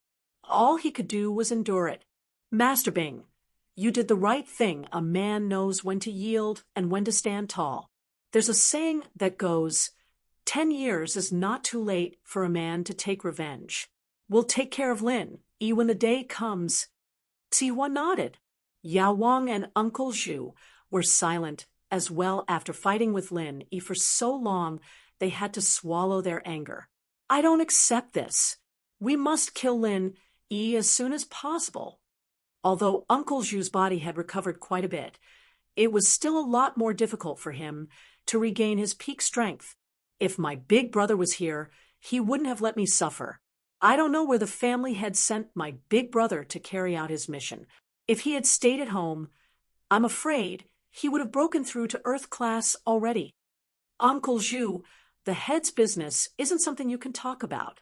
Sihua saw that Uncle Zhu was agitated and quickly reprimanded him. Qibing was here, and he was his father, after all. Be careful with your words. It's fine. Qibing waved his hand. Uncle Zhu is right. It's not just him. I think the same. But we don't have absolute confidence right now, so we'll let Lin Yi go for now. One day, when we have absolute confidence, it'll be Lin Yi's time to die. Jean Woody was dead. Normal people wouldn't care about this, but the noble houses and above received the news very quickly. The head of House Wu, Wu Gonggao, was one of them. At this moment, he was in the hospital getting in 4 drip when the news came. Patriarch, bad news. Something big has happened. A disciple of the Wu family, who was in charge of gathering information, rushed into the ward in a hurry. Wu Gonggao had just regained his breath when he suddenly heard a disciple report that something big had happened. He was shocked and almost fainted on the sickbed again. Chapter 1379. I'm sorry. The disciple jumped at the sight of Jiaoqi's anger. It's the head of the house who ordered us to inform him immediately if something big happened. Jiaoqi, I said that, don't blame him. Gonggao said weakly. Tell me what happened. What exactly happened? Dad, your heart. Jiaoqi was worried that it was bad news for House Wu, so he tried to stop him. It's fine, I won't die yet. Qintian's too impulsive. And as his grandfather, I have to take responsibility for him. Qintian waved his hand. Jiaoqi sighed. His father was a tyrant, but he was still the head of the house after all these years. He was a bit dissatisfied, but ever since Qintian showed his talent in martial arts, Gong Gao had been paying more and more attention to him, spoiling him a little. He'd even suggested Qintian to be the next head of House Wu during the family meetings. At this time, Wu Jiaoqi's heart calmed down. In his generation, he wasn't the only one. He had an elder sister and a younger brother. His elder sister was already married, so she couldn't compete with him. But the most important thing was his younger brother and nephew. These two people were the real threat to him. But now that Qintian was confirmed as the next heir, Jiaoqi didn't have to worry about these two anymore. He'd even thought it through. If he didn't become the head of the house, then so be it. With his father's condition, it was possible that the position would be passed on to Qintian. What was the point of fighting for it? When Qintian became the head of the house, he'd have the same amount of power as the head of the house. However, Wu Jialong's younger brother, spoke up at this moment. His voice was stern, and tears were about to fall from his eyes. Father, you have to protect your health. You are the pillar of the Wu family. If you collapse, our Wu family will be finished. There's no need to take responsibility for a junior's mistake. That's right, Grandpa. Bro Qintian may have gotten into trouble, but we still have me. The one who spoke was Qintian's younger brother, Qindi. He had always been a well-behaved and scheming person, and he didn't understand why his grandpa didn't think highly of him, instead favoring his stupid older brother. All the good things were taken by Qintian, and Qintian, could only be a nobody. What was this? In terms of practice level, he wasn't bad. He was 1 year younger than Qintian, and although he broke through to golden class early phase later than Qintian, the two were already on the same level. Why didn't Grandpa look at him? Gong Gao looked at Jialong and Qindi calmly. So you're saying that we should give up on Qintian and use House Wu's resources to train you, Qindi? Grandpa, that's not what I meant. Qindi felt wronged. That's what I meant, but why did you say it out loud? Even if I can't admit it in front of so many people. Since that's not the case, then what else is there to say? Gong Gao interrupted Qindi and turned to the informant. Speak, what happened? Leader, Jin Wudi is dead. The disciple looked at the Wu family's internal strife and was a little careful. Dead? What did you say? Jin Wudi is dead? How did he die? Gong Gao's eyes froze as he sat up from the bed, his eyes regaining their sharpness as he stared at the disciple. Erguden, Master Tian's new boss, killed him with one punch. Instant kill. The disciple said, Qintian's boss killed him? Or was it an instant kill? Wu Gonggao jumped up from the bed. The infusion tube in his hand had been torn apart, but he didn't know it at all.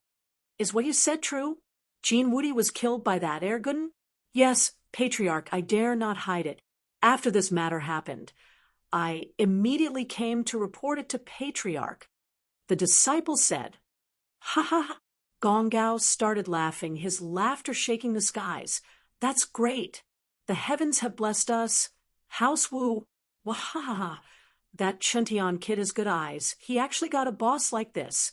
Looks like House Wu has hope.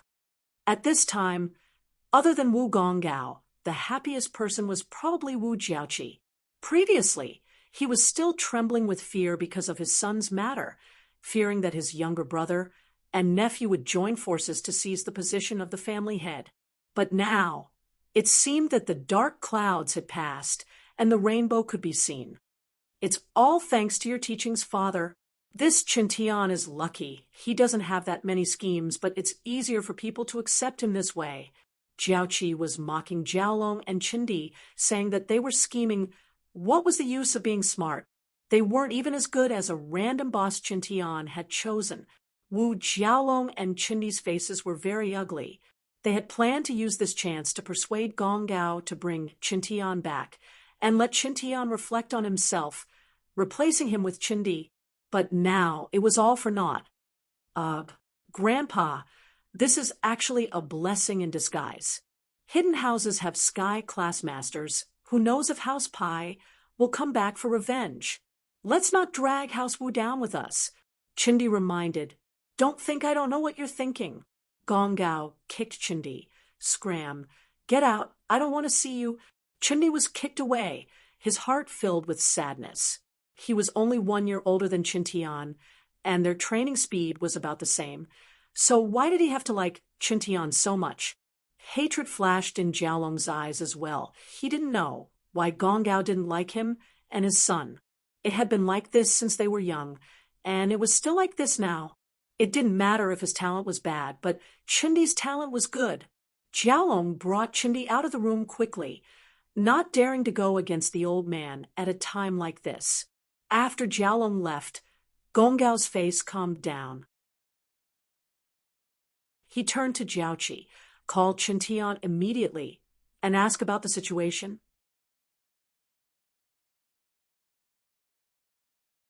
Chapter 1380. Qin had taken over Gooden's position these days, sitting at the entrance of the villa's living room, eating and sleeping here, becoming another door god. Gooden breathed a sigh of relief as he saw this. He was a calculative man, and this was a test for Qin. If he really did his job well, then he wouldn't mind recommending him to Lin. When he came back, Qin didn't mention a word about Gooden's injury to Gong Gao and Jiaoqi. He wasn't a calculative person, but he knew that his boss wanted him to keep it a secret, and it had to be something important. He couldn't just talk about it. Chu Villa, other than having Qin as Meng Yao and Yushu's bodyguard, there wasn't much of a change. Jiang Wen, on the other hand, knew that Gooden had killed Jin Wudi, but he wasn't afraid of anything. He was always in the dark, so he wasn't worried that Gooden would come to him. However, Gooden's identity pissed him off even more. Fuck, this Gooden is Lin Yi's follower. Jiang Wen's face darkened after seeing the news, raging, Lin Yi has a close relationship with that Lingshan bitch, so it's most likely that Lin Yi is the one who snitched it out. The news came from that Gooden. Calm down, young Masterwen. Killing Jin Wudi isn't a big deal. My biochemical experiments are in the late stages, and in time, I'll be able to develop a great strength pill. If a normal person eats it, they'll be able to punch armored vehicles and kick UFOs. The professor said faintly, plus, this time, other than getting money, our plan is to screw Lin Yi over, right? Even if Lin Yi and Lingshan are close, Lingshan won't be able to protect Lin Yi in front of the evidence. If she dares to do anything, then we'll ruin her name as well. With Lingshan gone, it'll be easier for us to get money in Songshan. Yeah, you're right. Is the test subject here yet? Jiang Wen nodded. It's already here. I'm currently doing the last bit of stimulation on him. The Fire Wolf Gang's best plastic surgeon and hypnotist are also working hard to ensure that there won't be any mistakes, the professor said. Before this, his status was equal to Jiang Wen. One could even say that he came here to do some experiments under the orders of the Firewolves. Helping Jiang Wen was secondary, but now, with Jiang Wen earning more and more money for the Firewolves, Jiang Wen's position was rising as well. Every single idea he came up with was one of those profit-making businesses that didn't require any capital. Even the leader of the Firewolves branch was looking up to him. And so, the professor became Jiang Wen's follower. He had to listen to Jiang Wen's orders. Very good. Jiang Wen nodded. Let's see how arrogant Lin Yi can be then. Lin Yi, who was sitting at the entrance of the underground palace, couldn't help but sneeze. It was already the second day, and Xiaoka and Old Hay still hadn't found any secrets in the stone pillars. After a few detailed checks, they confirmed that there weren't any mechanisms or buttons on the pillars. In other words, every pillar was the same. From the outside, there wasn't any difference. Damn it, Xiaoka slammed her palm on the pillar. This was the 100th time she checked the pillars, but she still couldn't find anything. It annoyed her. Dong. The stone pillar made a crisp sound under Xiaoka's attack. Empty. Xiaoka paused. Old He, Lingshan, and Yu Qian turned to look at Xiaoka. They all copied Xiaoka's actions and started hitting the pillars in front of them. Each pillar made a crisp sound, but the sound was different. They're all empty. Is there some secret in the pillars? Should we open one and see? Old He suggested. No. Xiaoka frowned and pointed at the top of the pillar. The entire palace is supported by these pillars. Breaking one wouldn't guarantee the safety of this place. Then what do you mean, Miss Flying Sparrows? Old He asked. Let me think about it. Xiaoka patted the pillar in front of her and the other pillars nearby. Suddenly, a look of joy flashed across Xiaoka's face, as if she'd found a clue. Everyone move aside, and let us have the pillars. Old He, Lingshan, and Yu Qian obeyed and left the pillar. Xiaoka knocked on every pillar in the palace, and after listening to the sounds, she stood in the middle of the palace and pondered for a while. Then she started knocking on different pillars in a seemingly random pattern. Old He, Lingshan, Yu Qian, and even Elder Yu were all confused. What are you doing? Elder Yu couldn't help but ask. As far as he was concerned, this Xiaoka was just running around for no reason. Don't disturb her. Lin Yi stopped Elder Yu. If I'm not wrong, there's a total of 7 pillars in this palace, and each pillar represents a musical scale. The flying sparrow must have found the connection between the scales. Perhaps it's the elegy on the wall. That's right. The notes that you, Miss Flying Sparrow, struck out. Although the tempo was a bit off, the notes matched the melody of the elegy on the painting on the stone wall perfectly. Lingshan knew a thing or two about music, and with Lin Yi's reminder, she was able to see the connection between the two easily. Elder Yu nodded, and Old He's eyes flashed with shock. It seemed that this tomb wasn't as simple as it seemed. The flying sparrow wasn't hired for nothing. The distance between the pillars was huge, and even with Xiaoka's qinggong, it still took her more than half an hour to complete the song. Fu, after hitting the last note, Xiaoka finally breathed out in relief. The designer was too much of a scammer, wasn't he? If it were a grave robber with poor stamina, they'd probably die from exhaustion. But then again, grave robbers with poor stamina wouldn't be able to do this. Watch out, Lin Yi suddenly yelled, and the entire floor of the palace started shaking.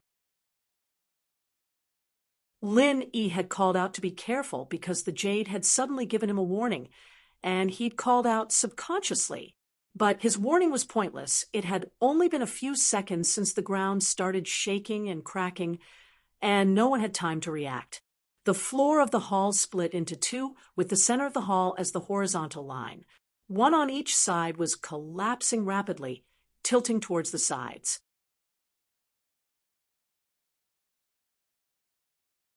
Chapter 1381. In just a few seconds, the ground between the two palaces became vertical, and the people on the ground, due to gravity, all fell down rapidly.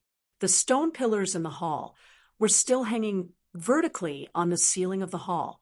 It was only at this moment that the crowd realized that these stone pillars were not used to support the weight of the hall, but to activate the mechanism. Lin Yi, Yu Qian, Lingshan, Old He, Elder Yu, and General Wei Wu were on one side of the ground, while Xiaoka was on the other side. But although Lin Yi's warning was a little late, the group wasn't weak. At the last moment, they managed to grab onto the edge of the ground. The ground was vertical, but there was still some friction between the two sides, and they were all hanging on the edge. Lin Yi looked at Xiaoka, realizing that she was prepared as well, using her eagle claws to hang on the edge of the ground. Lin Yi let out a breath of relief. Old He was the only one who didn't have any kung fu. He saw that everyone had reacted, but he couldn't do anything. The ground was vertical, and he fell straight down. Ah, help! Old He cried. Lingshan frowned, subconsciously wanting to let go, and jumped down to save Old He. Her goal this time was to catch these grave robbers, and now that a few of them were dead, there was only Old Hay left.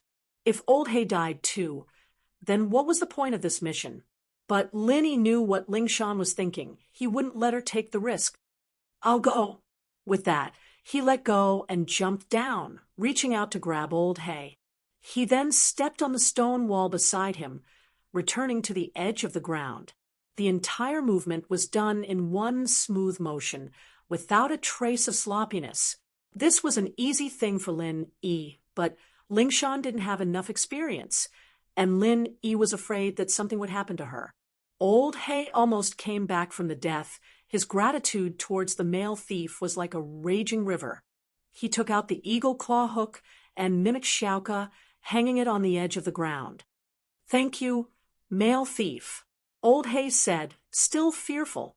"You're still useful. Everyone's a part of their intelligence, and at this point we need to preserve our strength." Lin Yi said faintly, "In fact, if it weren't for Ling Shan, Lin Yi wouldn't care about Old Hay's life." "What's going on? Why is it so dark and deep down, like a bottomless pit?" Elder Yu frowned. "Did they activate some sort of death trap?"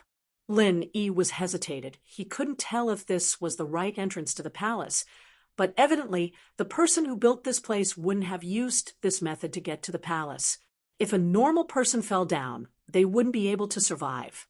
Plus, Lin Yi could clearly feel a dangerous aura down there. The Jade's warning hadn't stopped. Otherwise, according to the usual situation, he would already be hanging on the edge of the ground, and he could jump up and return to the previous tunnel. There shouldn't be any danger, so the only danger would come from the bottomless pit under his feet. This might be the entrance to the palace, Old Hay said after a sigh. "This place does look like the legendary Tomb of Death." "Tomb of Death?" Elder Yu paused. "What do you mean?" "Tomb of Death. It's the type of tomb that you can only enter but not get out. When it was designed, there wasn't an exit. This tomb was built from the outside to the inside. Once you go in, you won't be able to get out. You'll have to stay with the tomb forever," Old Hay explained. At that point, cold sweat started forming on Old Hay's forehead. If that was the case, then he'd really lose his life this time. "Then what do we do? Doesn't that mean we won't be able to get out after we go in?" Elder Yu humphed. "I don't know either. This is something from the legends. It's my first time seeing an entrance like this." Old Hay smiled bitterly. At that moment, the stopped mechanism seemed to be activated again. The two parts of the ground that were perpendicular to the ground suddenly rose up again, as if they were going to merge back together. "Not good. The mechanism's coming back up," Lin Yi said. "Do we go down or not?" Lin Yi had made up his mind. Even if these people didn't go down, he would go down. Even if it was the death tomb, he had to go down. Even if he couldn't get out, as long as he got the medical notes and had General Wei Wu by his side, he would blast his way out even if he had to use a pure energy bomb. That Elder Yu and Old Hay were hesitating. Ling Shan and Yu Qian, on the other hand, were waiting for Lin Yi's decision. If Lin Yi wanted to go down, then they'd do it. "This place is the Tomb of Death, but if we go down, we should be able to get out," Xiaoka said. "Only the place where the coffin is kept is a dead end, and we can't get out. The other places should be fine." "Oh, are you sure?" Old Hay paused. "I'm pretty sure. First, Zhang Liju is a healer, and a healer has a kind heart. Even if he's about to die, he wouldn't be so evil as to let his workers die with him," Xiaoka analyzed. "Second, if it really is a dead end, and we can't get out, then what's the point of having a spirit beast guarding the door? Wouldn't that be unnecessary?" You're right." Old Hay nodded. He was an experienced grave robber. And so he understood after hearing Xiaoka's words. "All right, let's go down. Flying Sparrow, when the ground is about to close up, let go. That way, you'll be closer to me, and it'll be safer if we go down together," Lin Yi said to Xiaoka. "All right." Xiaoka agreed without hesitation. She knew how dangerous it was down there, and Lin Yi treated her a little special. No matter what, Lin Yi couldn't harm her. This time, Elder Yu and Old Hay didn't think that Lin Yi was being too concerned about Xiaoke. Since Lin Yi could even save Old Hay, it wasn't strange for him to care about Xiaoke's safety.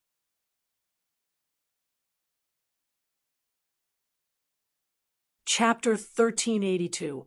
Lin Yi had General Wei Wu, Xiaoke, Ling Shan, and Yu Qian, 3 people, and a dog was already hard enough he couldn't bring Old Hay along. Elder Yu didn't want to bring people, but thinking of the danger, he grabbed Old Hay unwillingly. Jump. When the 2 sides were about to connect, Lin Yi yelled and grabbed Xiaoke. Yu Qian and Ling Shan grabbed Lin Yi on both sides, and they started descending rapidly. The abyss was so deep that they couldn't see the bottom with the light from the palace. Even practitioners with amazing eyesight could only see a few hundred meters down, and it wasn't the bottom one could imagine how deep this place was. Don't hug me so tight. I can't breathe. Elder Yu wasn't happy with Old Hay hugging him so tightly. You're not a beauty. Why are you hugging me so tight? Sorry, I'm a bit scared. Old Hay said awkwardly, I'll let go when we get down, Elder Yu humphed, but his eyes didn't even blink as he watched Lin Yi's movements. But as they got deeper and deeper, the light got dimmer and dimmer, and Elder Yu couldn't see Lin Yi's movements anymore. Male thief, what's down there? Is it dangerous? Elder Yu couldn't see Lin Yi at all, so he asked worriedly. Lin Yi couldn't see what was beneath him, but he closed his eyes and entered the jade space. He used his divine sense to sense what was going on around him, and everything around him became clear to him. It was a square tunnel, and the 4 sides were smooth stone walls. There was no place to step on, and unless you wore shoes with high resistance, you might be able to stick to the wall. Even if you stuck to the wall temporarily, you'd fall off. Even though it was bright as day, Lin Yi still couldn't see what was down there. It was still a bottomless abyss. I don't know you're in Earth class, and you're always afraid of this, and that, what are you doing out here? It's safest to cultivate at home, Lin Yi said mockingly. Humph. Ignorant brat, my life is 10,000 times more important than you, but it doesn't matter if you die. But I'm like porcelain, do you understand? Elder Yu blushed at Lin Yi's words, but he still defended himself. Heh. Lin Yi smiled sarcastically, and didn't say anything else. Xiaoke had been hugged by Lin Yi before, but it was an emergency and he put her down after a while. She hadn't been hugged this tightly before, and now that she was leaning against Lin Yi's broad chest and smelling Lin Yi's manly scent, Xiaoke felt her heart palpitate and her face blushed. She'd never been this close to a boy in her entire life, and she'd never even thought about romantic love. She'd only cared about the orphanage ever since she could remember, and she'd never even thought about romantic love. Who would want to marry a burden like her? Unless her head was broken. Big families wouldn't be interested in a female cat burglar like her, and those without money wouldn't be able to support a large orphanage. As a result, Xiaoke put this aside for now and kept her chastity. If the orphanage really needed her, even if she didn't find a rich boyfriend, she could still sell her virginity for a good price, right? As long as it could help the orphanage, it would be fine. However, the male thief in front of her did make her heart flutter a little. Ever since she was young, other than her master, no one had ever cared about her like this. And no man had ever done this to her. Especially some of the missions from the Steel Sect, they were all life-threatening. Even if Xiaoke was as pretty as a goddess, no one would go easy on her. This was all about profit, and with money, it wasn't easy to find beauties. Why would he want to find her? And so, every time Xiaoke went on a mission with the Steel Sect people, she had to be on the lookout for being framed. There was no love between them at all. The male thief, on the other hand, was different. Whenever she was in danger or trouble, he would always stand up for her. She didn't know if the male thief really wanted her beauty like Old Hay had said, but no matter what, she felt a ripple in her heart. She had a good impression of the male thief. Most importantly, she felt that the male thief gave her a very familiar feeling, as if she'd seen him somewhere before, but she couldn't remember who. Could this male thief be her Prince Charming? Xiaoka started to think about random things in this tense situation, but when she thought about the female thief beside Lin Yi, she felt a little discouraged. He already had a partner, so he probably wouldn't be able to marry her. Of course, that wasn't what Xiaoka cared about the most. What she cared about was whether or not the male thief was willing to help the orphanage. If he couldn't, then there was no point in talking about anything else. Lin Yi didn't know that Xiaoka had so many weird thoughts popping out of her head. If he knew, he'd probably throw Xiaoka out right away. After about half an hour, everyone was still falling at a high speed. This was enough to show how bottomless this underground palace was. Even after such a long time, they still hadn't reached the bottom. No one knew how the people in the past built this place. Elder Yu was a little impatient and worried. Male thief, we won't just fall into the center, will we? Oh, then you can make a TV show when you get back. Lin Yi said, annoyed. This Elder Yu's strength didn't match his guts. He was as cowardly as a mouse. Afraid of death, he didn't look like an Earth class at all. Of course, if Jean Woody, who was already dead, heard this, he'd probably start crying. It was because he wasn't afraid of death that he really died. Humph, I think there's something wrong with this tomb. Elder Yu humphed and didn't say anything else. After a while, Lin Yi finally saw the bottom. It was so deep that he couldn't see the bottom. But relatively speaking, this tunnel did have a bottom. At the bottom of the tunnel, there were many sharp weapons like a large nail board, the sharp end pointing upwards. If you didn't have any protection, you'd probably be pierced through if you fell down. If it was a normal person, they'd die, but Elder Yu was an Earth class, after all. He was strong, and at most he'd be injured, but it wasn't life-threatening.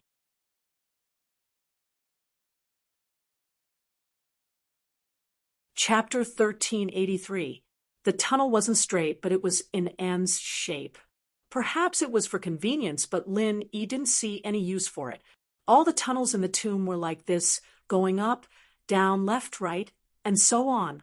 The ground above them was completely sealed, and this caused the tunnel to be extremely dark. There wasn't a single trace of light. There were only a few dozen meters left before they reached the bottom, and Lin Yi didn't warn Elder Yu. Instead, he looked for a way out. Below them was a wall of sharp weapons, but to the left was an empty tunnel. With the right timing, Lin Yi would be able to jump over it. 30 meters, 20 meters, 10 meters. Lin Yi abruptly stepped on the wall on his right and pushed off, bringing Xiaoka and the others flying out. As he flew, he yelled, "Careful!" A second later, Lin Yi and the others landed safely, and there was a poochie sound, followed by Elder Yu's cry of pain. "Elder Yu, what's wrong? You didn't get tricked, did you? I warned you as soon as I noticed something was wrong. You're not that unlucky, are you?" Lin Yi pretended to be concerned. "Male thief, why didn't you warn me earlier? Did you do it on purpose?" Elder Yu was in so much pain. Many parts of his body were pierced by the nail boards. Old Hay, on the other hand, was fine. He was hugging Elder Yu's chest like an octopus, and now that he heard there was danger, he hugged Elder Yu even tighter. Xiaoka took out a flashlight and shone it in the direction of the sound. She realized that Elder Yu was in a horse-riding position. His feet were pierced by sharp weapons, and his crotch was also pierced by a sharp weapon. It was a patch of blood. "Your balls are hurting." Lin Yi looked at Elder Yu. "Good job. Let's see how you fight me later." "Humph. Male thief, you did it on purpose, didn't you?" Elder Yu looked at Lin Yi's gloating face and got pissed. He flew over, his feet and crotch covered in blood. "You can think whatever you want. Since I can sense danger, why can't you? I've already reminded you. What does it have to do with me if you get hurt again?" Lin Yi said faintly, "Besides, you're already so old. It's useless for you to have that thing. It doesn't matter if it's pricked." "How do you know I'm useless?" Elder Yu glared angrily. "I've never had children in my life, and I was planning to get married. and have kids the day I broke through sky class. You won't be able to break through. Don't worry, Lin E comforted. You dash. Elder you realized that he might as well not talk to Lin E. Talking to him would only piss him off. Old Hay laughed dryly as he got down from Elder Yu's body. That was close, but Elder Yu had to suffer for him. Both his legs and balls were injured, but Elder Yu was in Earth class. Naturally, it wouldn't be a big deal. It was just a bit of pain and anger. This was another long hallway, but they didn't have the searchlights anymore. The searchlights from before had already fallen down when the floor tilted, and they'd been smashed into smithereens. All that was left was the torchlight that everyone brought with them. Elder Yu was regretting it a little. He should have shown the torchlight below him, and he wouldn't have ended up like this. But he wasn't experienced enough.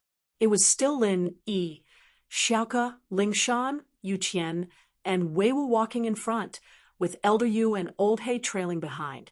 Elder Yu's legs were injured, and he was limping, but his speed wasn't slow. This should be the main part of the tomb. Xiaoke said suddenly. Oh. Old Hay and Elder Yu saw it. As well, not far from the hallway, there were some displays. There were bookshelves, display racks, and boxes. We're finally here. A smile appeared on Elder Yu's face, and his legs and crotch weren't hurting as much anymore. He took a few steps forward, ready to find what he was looking for. But when he got in front of the displays, he stopped and turned to Old Hay. Go open these chests for me. Let me see what's inside. It seemed like Elder Yu was afraid of ropes after being bitten by a snake. He didn't dare act rashly anymore. Old Hay smiled bitterly, not daring to disobey. He walked over carefully to one of the chests, looking around for a long time, his face a little conflicted. What are you waiting for? Elder Yu barked impatiently. Elder Yu, forgive me for being blunt, but these things are at the edge of the palace, and I don't think they're anything good. They're used to get rid of low-level grave robbers. Old Hay was speaking the truth. Things that were placed in the open usually weren't that valuable. I told you to open it, so open it. What are you waiting for? Elder Yu humphed, not understanding this. Flying Sparrow, why don't you open the chests, and all the things in here belong to you? Old Hay didn't dare open the chests. And there was one thing he didn't say. These benefits on the surface were mostly for fools. Once you open it, danger would follow. No way. I don't give my things to anyone, Elder Yu said after hearing Old Hay's words. Old Hay felt a little annoyed, thinking that if you didn't save his life, he'd call you an idiot. What you want is so valuable. Why would you put it in the open? Did you think the grave robbers were idiots? Then you open it. It's all yours. Lin E said faintly as he looked at Elder Yu. Elder Yu was losing to Lin E, and Lin E was making him blush. Isn't it just a chest? Lin E walked over and opened the chest casually. When Lin E opened the chest, the jade didn't warn him, so Lin E wasn't worried about trouble. The chest was opened, and there was a neat box of gold ingot inside. Other than that, there wasn't anything else. Old Hay and Elder Yu looked at each other, not showing much interest. Elder Yu's goal this time was these three things, and whether it was the common house Yu or the hidden house Yu, they didn't lack money, so this box of gold ingot wasn't worth much.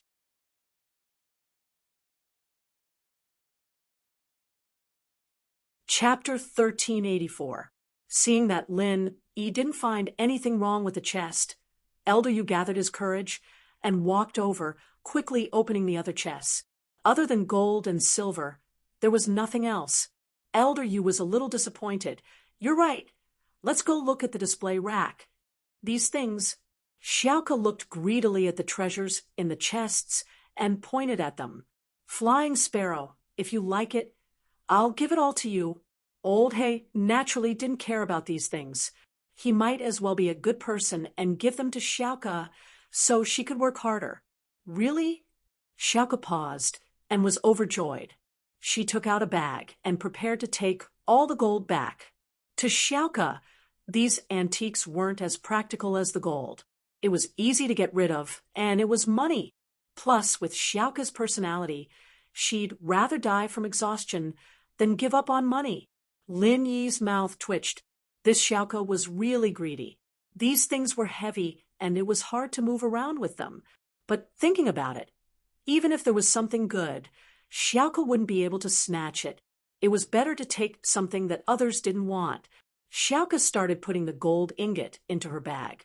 Her smile almost reaching her ears, this gold was enough to support the orphanage for a long time. How could Xiaoke not be excited?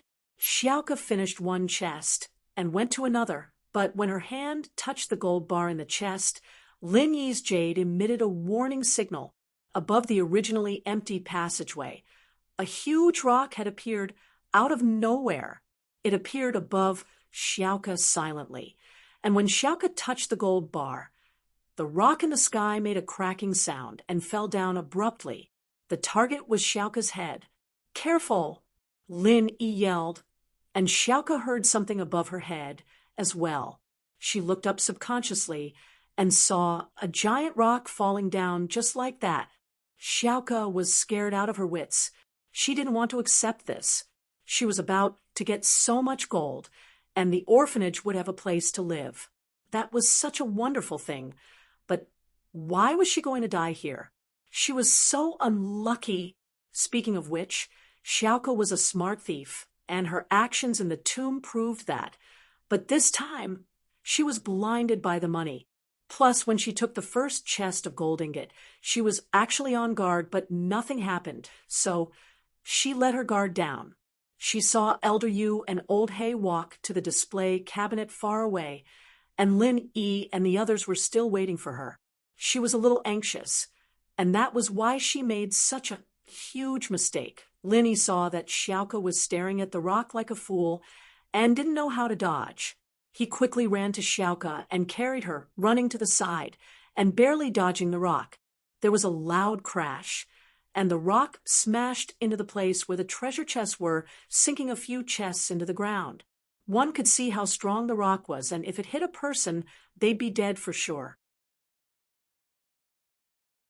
"My gold."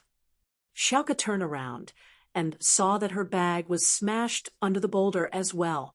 She felt a little heartache. All that money was gone.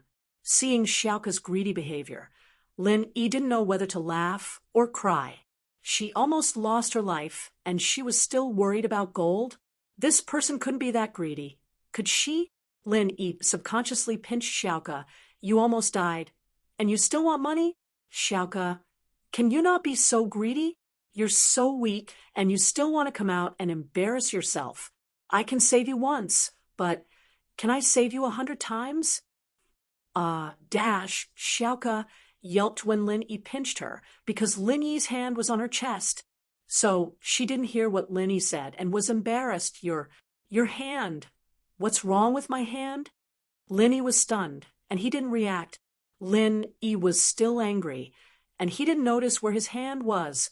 Hearing Xiaoke's words, Lin Yi moved his hand, subconsciously. "Your hand, you're still pinching." Xiaoke was about to explode, and she jumped down from Lin Yi. You're taking advantage of me." Lin Yi was stunned, and he looked at his hand, thinking back to the feeling before. It seemed like he was touching Xiaoke's chest. Damn it, don't be so miserable, right? It wasn't easy for him to act like a hooligan, and he didn't even realize it. And he let go without feeling anything. "I didn't notice in the rush." Lin Yi was a little embarrassed, but he was telling the truth. Lin Yi really didn't notice these small details before, and in order to save Xiaoke, he didn't care if his hand touched Xiaoke's chest or not. Oh, Xiaoke wasn't stupid thinking back to the situation. She knew that Lin Yi didn't do it on purpose, but being taken advantage of for no reason made her feel like she was at a disadvantage. "Thank you. All right, let's go," Lin Yi said faintly, and he turned around, following Elder Yu and Old Hay. Lin Yi's goal was Zhang Liju's medical notes, and he couldn't let Elder Yu take it away. Oh, Xiaoke looked at the boulder, unwilling to leave.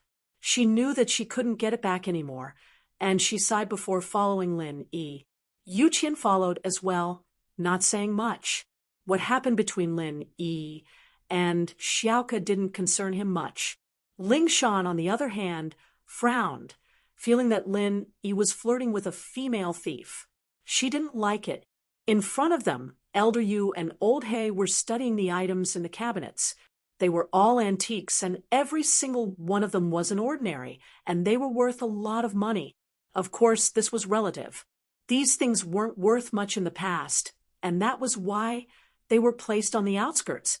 But time had changed, and these were all real antiques now. Their value was naturally different. Xiaoka pursed her lips and didn't say anything.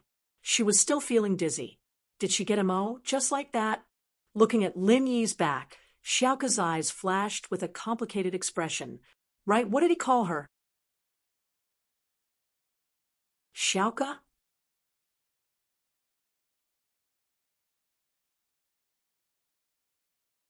Chapter 1385. Could it be that he knew her? Did he know her real name? One had to know that Xiaoka's name had never been made public in the thieves' sect. She'd always used the Flying Sparrow hero. So how did he know her name? She'd felt a sense of familiarity when she looked at him. Was he a friend she knew in real life? But did he really call her Xiaoka? Xiaoka wasn't too sure. Could it have been a hallucination when she was so shy? But the male thief didn't call her that. Xiaoka didn't know what was going on. What are you doing? You're walking all over the place. Are you pretending to be a crab? Ling Shan was already pissed off, and seeing Xiaoka walking all over the place, she got even angrier. Walk 2 steps faster, or the man's going to come back to save you. Oh. Xiaoka looked at Ling Shan, feeling wronged. It's your man who's acting like a pervert, all right? Why was she blaming her now? Naturally, Xiaoka assumed that Ling Shan was pissed off because she and Lin Yi were in a relationship, and being seen by the female thief was pissed off. But one had to admit that Xiaoka's guess was pretty reliable. She was almost killed. She's still in shock. Carry her if you think she's slow. Lin Yi frowned as he turned back to look at Ling Shan. Lin Yi, on the other hand, didn't think too much about it. He thought that Ling Shan was pissed off because she was a female thief and wanted to punish her. Ling Shan bit her lips. She was about to explode. Why? Why was she treating a female thief better than her? Am I that hard to move your heart? She was a bit of an idiot before, but she wasn't anymore. She was much calmer and more mature now, no longer the hothead she used to be. Was she still not as good as a female thief? Xiaoka opened her mouth, stunned. She looked at Ling Shan's chest heaving up and down, and couldn't help but sigh. Why did it seem like the male thief wasn't treating her well? Could it be that he was getting tired of the old and was interested in her? With that thought, Xiaoka started to feel conflicted. Did this mean that she had a chance to kill the female thief and become one? But it seemed that if the male thief liked the new and got tired of the old, what if he replaced her after a while? What would happen to the orphanage if she became a withered flower and lost her capital? No, I have to think about it carefully. Although I have a good impression of the male thief, this is related to my life and the future of the orphanage. I can't act rashly. Xiaoka quickened her steps and followed, giving Ling Shan an apologetic look. Ling Shan didn't know what to do with Xiaoka. With Lin Yi here, there was no way she could bring her back. Whatever, she was here to catch the grave robber. She didn't want to cause more trouble. She was here to catch the grave robber. With Xiaoka as an example, Old He and Elder Yu didn't say anything, but the two of them became much more careful.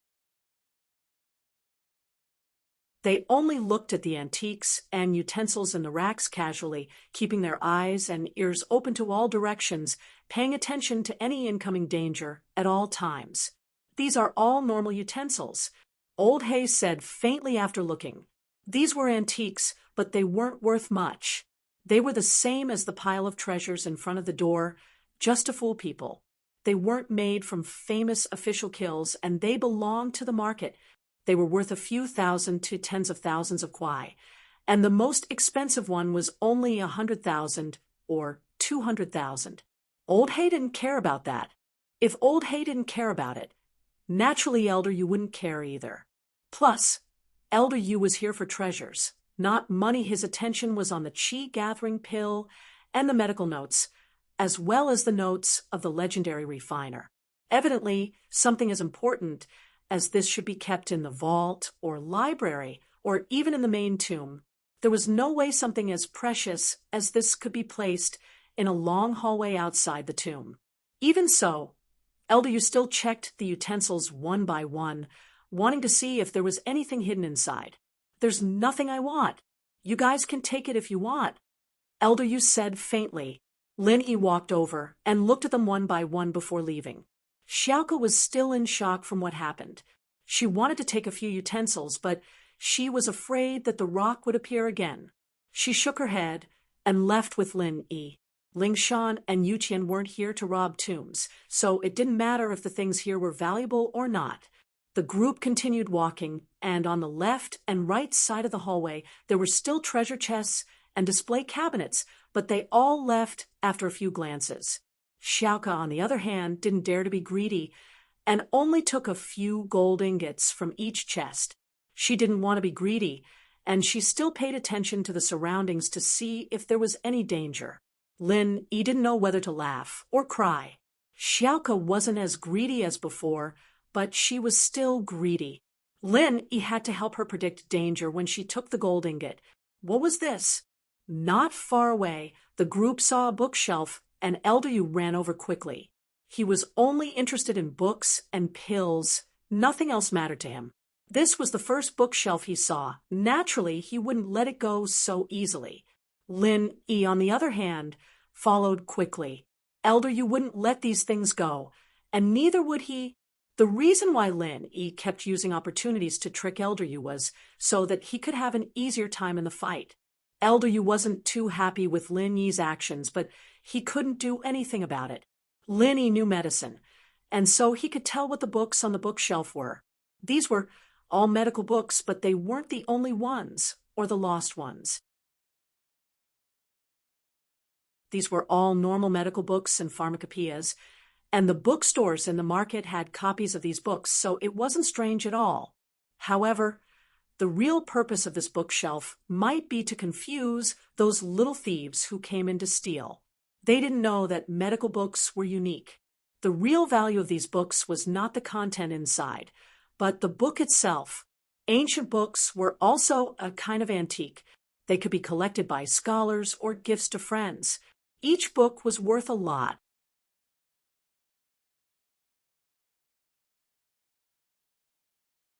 Chapter 1386.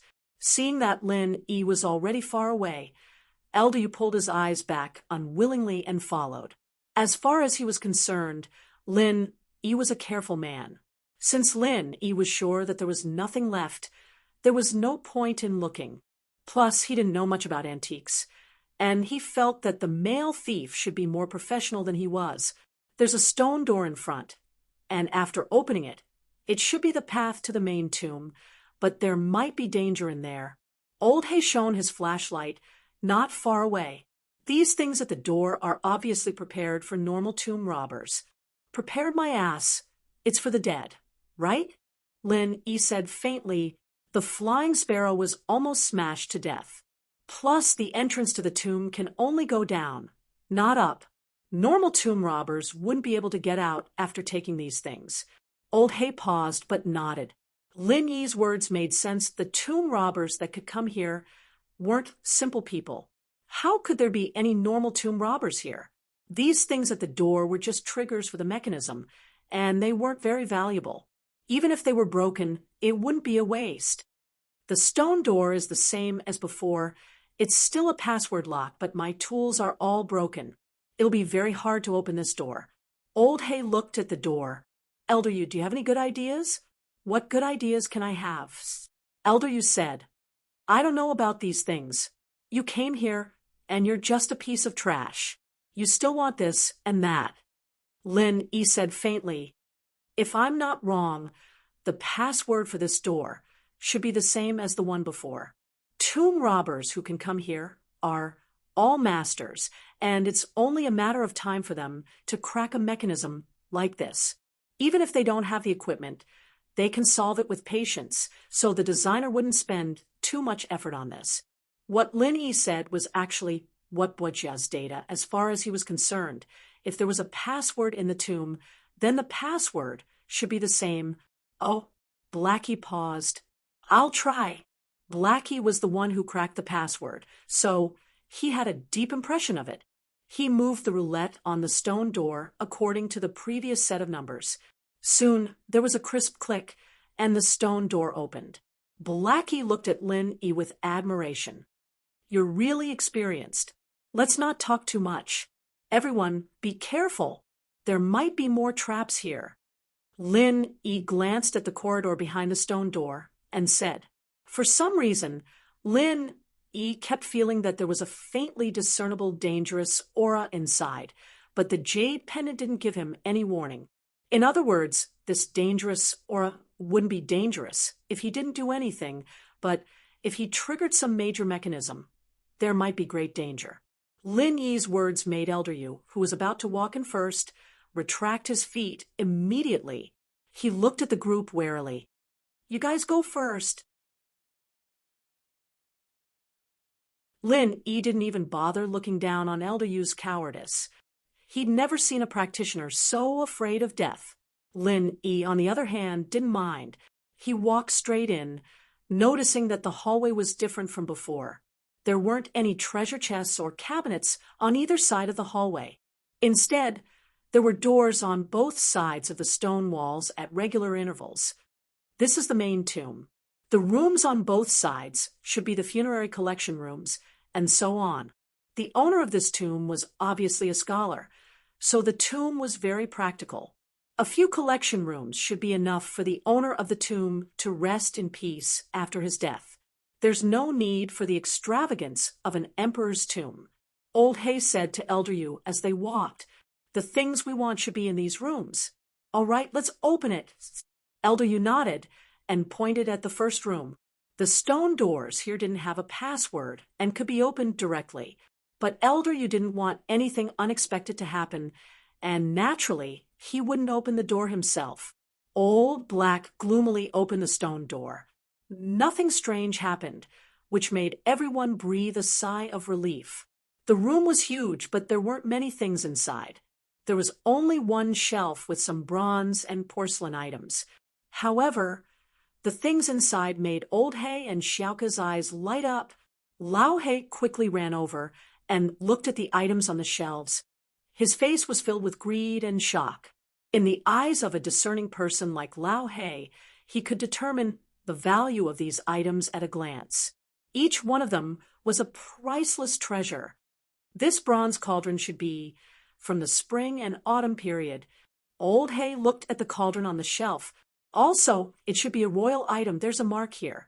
I only want money. Xiaoka looked at the things on the shelf. They were all rare treasures. But to her, they were useless. You're not taking any of these? Old Hay frowned. There were too many things here, and he couldn't take too much by himself. Now that they were in the tomb, he didn't know how to get out. Not only would it be hard for him to move around, but the porcelain items would break easily. It was a classic case of biting off more than he could chew. So, Old Hay only wanted to take a few things that were easy to carry. That cauldron was an antique with a sky-high price. If he did it right, it could easily sell for over 100 million in an auction. I can't get rid of it even if I take it. Xiaoka shrugged. All right, I'll give you the 10% I promised you. Old Hay sighed and decided not to go back on his words. The male thief wasn't a good person, and Xiaoka had been very useful along the way, so he'd rather give her 10% of the profits. The problem was, how were they going to get out of the tomb now? It was obviously unrealistic to go back the way they came. Not to mention that the ground above had merged. Even if it hadn't, it would still be difficult to climb up. The entire passage was a huge S shape, and the stone walls were smooth enough to be used as a slide. When they fell, they didn't feel any obstruction when they bumped into the stone walls. It could be said that this kind of place was easy to go down, but difficult to climb up, unless they had something like a suction cup. But this roundabout route if they didn't rely on gravity to slide down naturally, how long would it take to climb up?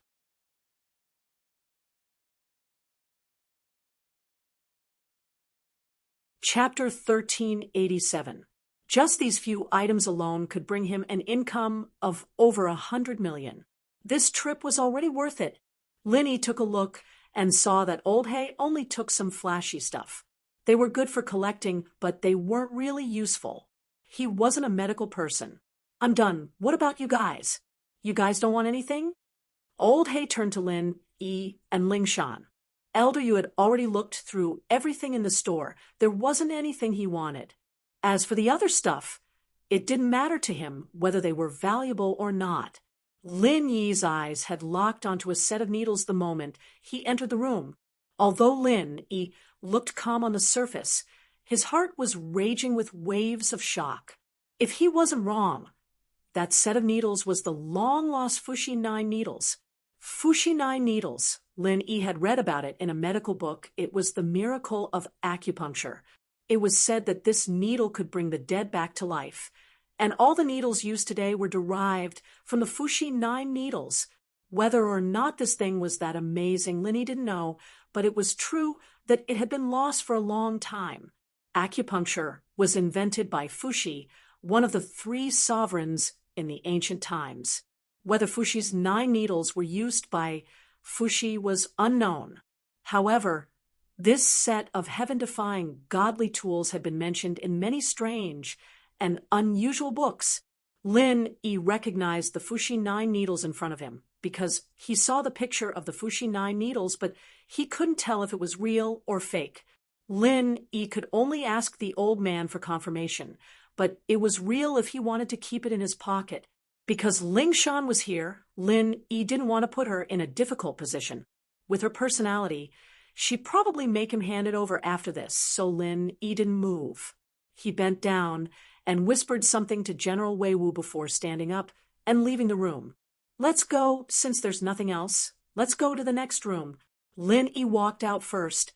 Ling Shan and Yu Qian followed closely behind, with Elder Yu, Old Hay, and Xiaoka all leaving as well.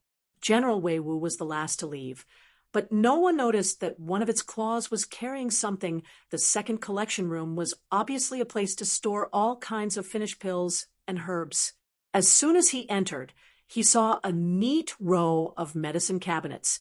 Every small drawer was labeled with the name and usage of the medicine. It was obvious that they were commonly used by the owner of the tomb when he was alive. Lin Yi quietly took the 9 Fuxi needles from General Wei Wu and kept it in his pocket. General Wei Wu could understand what Lin Yi was saying. As soon as he stepped in, Elder Yu started looking for the qi-gathering pill he wanted, scanning the list of items one by one.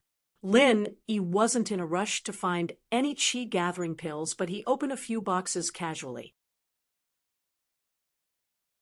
What disappointed him was that the boxes were empty. There weren't any ingredients stored inside.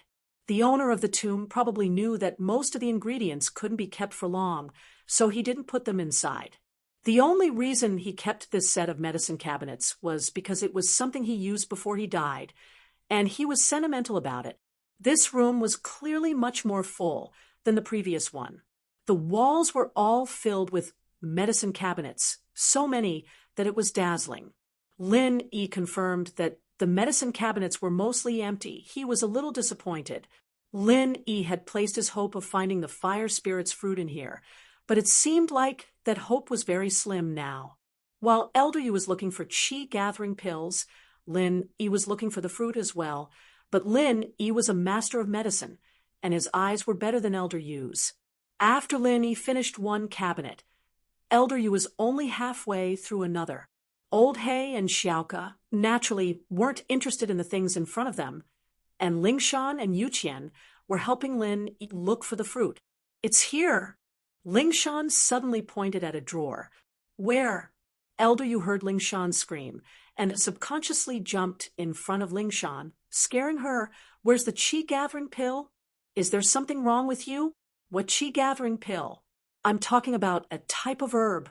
Ling Shan wasn't happy with Elder Yu's sudden appearance.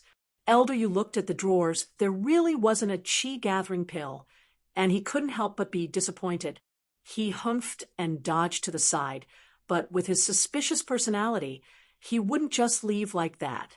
He wanted to see what Ling Shan had found. Fire Spirit's fruit. Lin Yi looked at the label on the drawer, and his breathing quickened. There really was something like this? And it seemed like there was more here. Lin Yi walked over quickly and opened the drawer, but what disappointed Lin Yi was that the drawer was empty, just like the other herbs. Full. Lin Yi sighed. There's nothing. Elder, you didn't know why Lin Yi was looking for this fruit, but seeing that there was nothing in the drawer, he didn't care anymore and turned to look for the chi-gathering pill. Lin Yi closed the drawer, disappointed, but it was within his expectations. After calming himself down, he started looking for the chi-gathering pill Elder Yu was talking about. Soon, Lin Yi's eyes landed on a drawer with chi-gathering pills written on it, but Elder Yu hadn't noticed it yet. What you're looking for is here. Lin Yi walked over and opened the drawer. Lin Yi knew that his every move was under Elder Yu's watchful eye, and he couldn't sneak around under his nose. Even if he didn't tell him, Elder Yu would definitely find this place soon, so Lin Yi might as well just tell him. There was no need to start a fight with Elder Yu over something like this.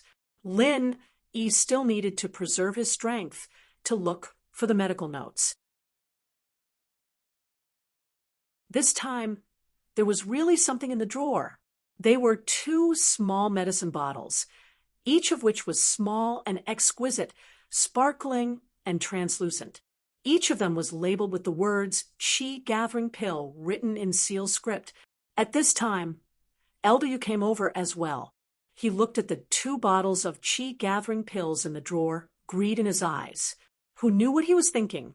The Chi-Gathering Pill is here. I've looked, there are 2 bottles here, and each bottle has 1 chi-gathering pill.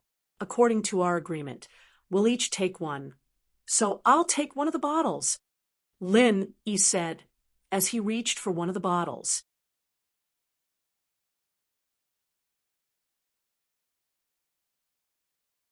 Chapter 1388. Slow? What do you mean? Lin Yi raised his head and looked at Elder Yu sharply. Are you going back on your word? Over there are some other elixirs, chi replenishing pills, detoxification pills, etc. Those should be more useful to you. Why don't you give these 2 chi gathering pills to me? And I'll give you all the other elixirs. Elder Yu pointed at the cabinet not far away. Are you stupid? Lin Yi looked at Elder Yu like he was an idiot. We agreed that you only want the chi gathering pills and the medical notes.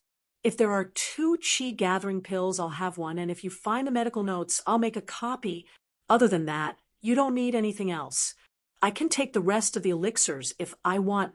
What does it have to do with you? Elder Yu's face turned ugly after hearing Lin Yi's words. Lin Yi was right, he did say that before, but he thought that there was only 1 chi-gathering pill in the tomb. He didn't think that there would be 2. Now that he saw 2, he was tempted. He wanted to keep one for himself and give the other to House Yu because he was an Earth class as well. There was no guarantee that he wouldn't reach Earth class late phase peak one day, and if he did, he'd be able to break through to Sky class in one go. His position in the hidden house Yu would skyrocket. However, if there was only 1 chi-gathering pill, even if he found it, they wouldn't give it to him. It would be reserved for the core members of the hidden house Yu, and he wouldn't be able to get it. But Lin Yi didn't want to give it to him, and this made him furious. He was an Earth class. Normal mystic, even mystic late phase peak, would be scared when they saw him. The difference between Earth class and mystic class was like heaven and earth. But Lin Yi wasn't afraid at all. He had that chi bomb killer move, making Elder Yu very wary. He could only be angry in his heart, not daring to argue with Lin Yi too much on the surface.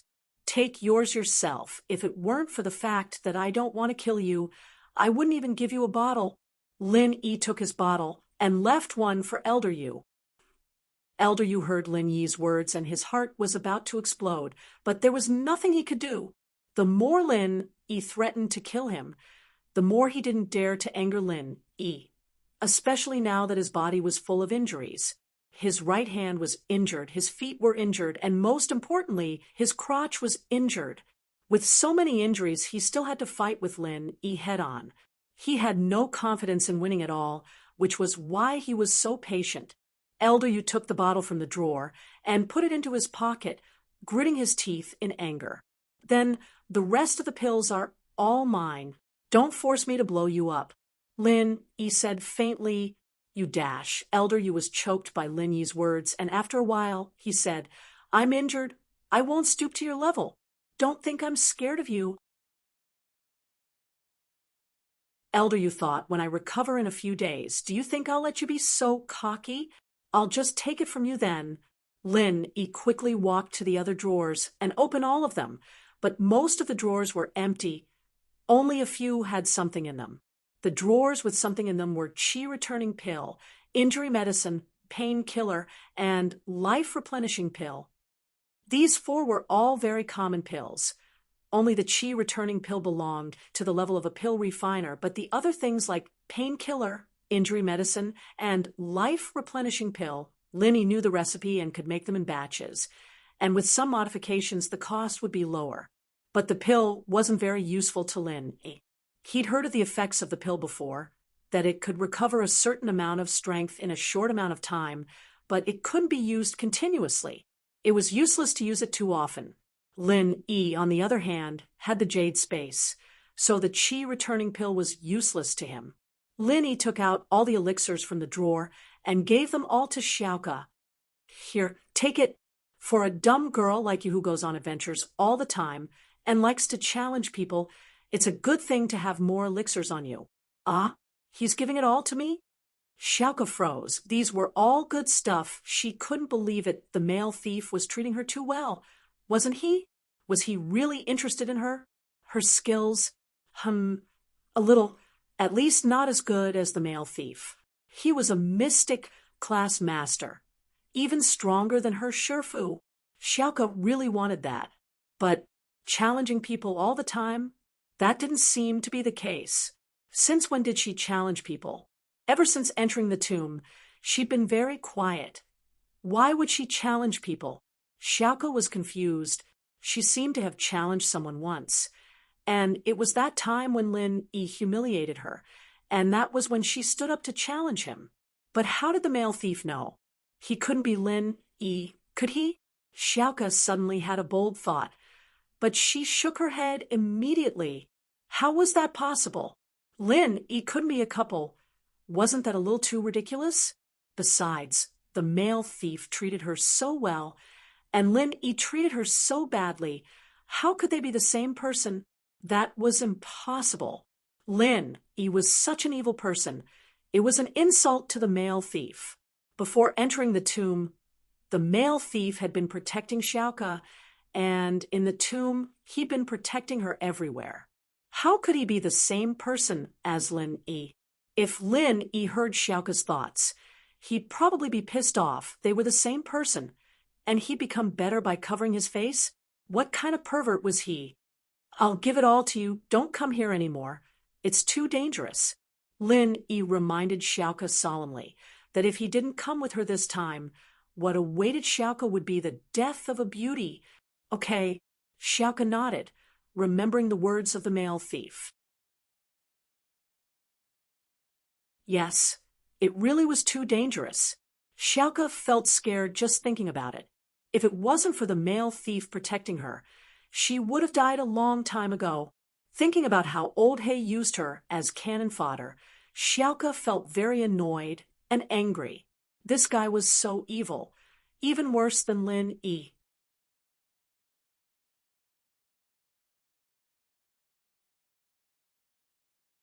Chapter 1389. Seeing that Lin E gave those pills to Xiaoka, Elder Yu gritted his teeth in anger, but he couldn't say anything. With a humph, he left the room, ready to go to the next one.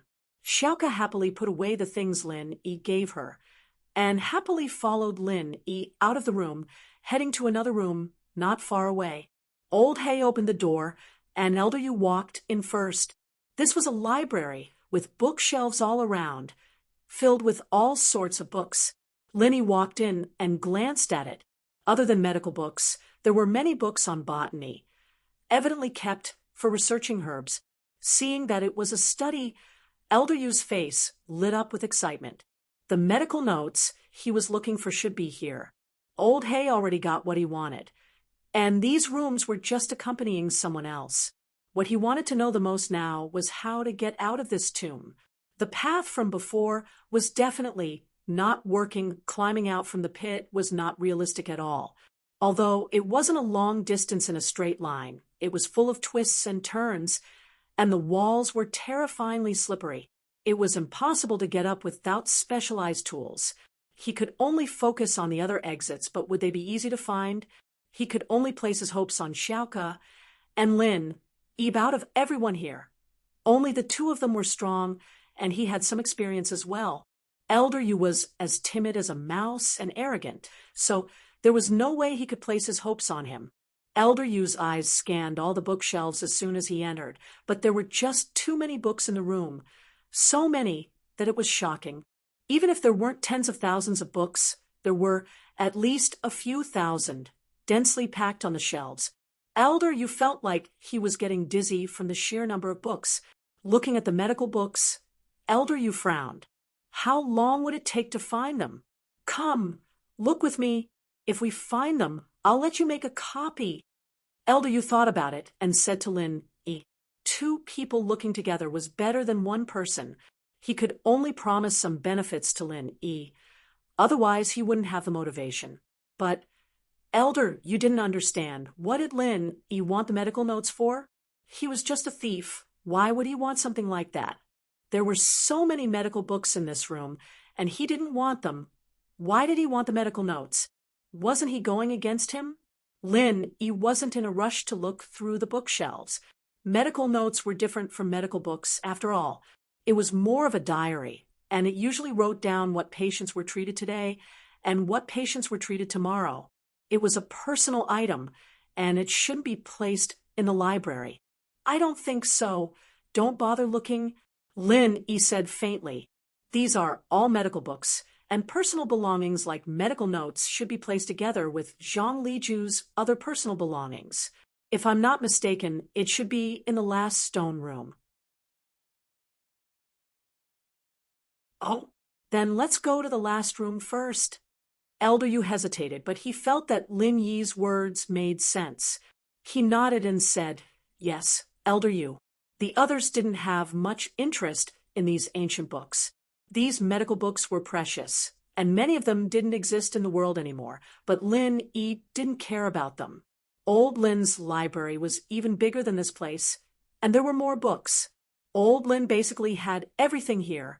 Lin was the first to leave the library, so he went to the next door first, and this was the last door in the hallway. At least it was the last door within 100 meters. In front of him, there was nothing on both sides of the wall, but the light from the flashlight was limited, so he couldn't see clearly. However, Lin didn't open the door hastily, because Lin was in front of the last door, and the jade sent a faint warning signal.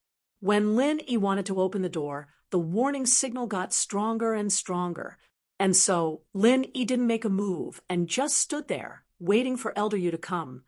Why aren't you going in? Elder Yu paused, waiting for you.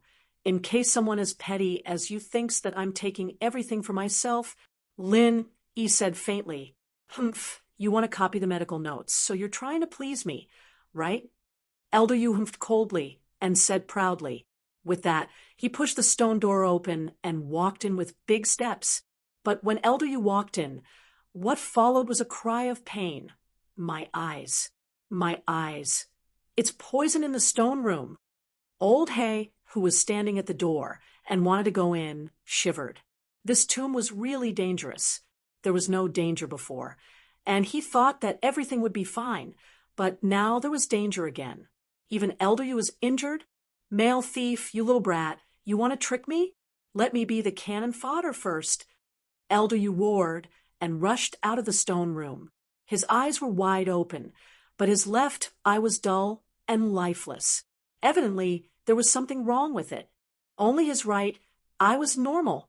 Lin who was standing at the door, had a cold smile on his face.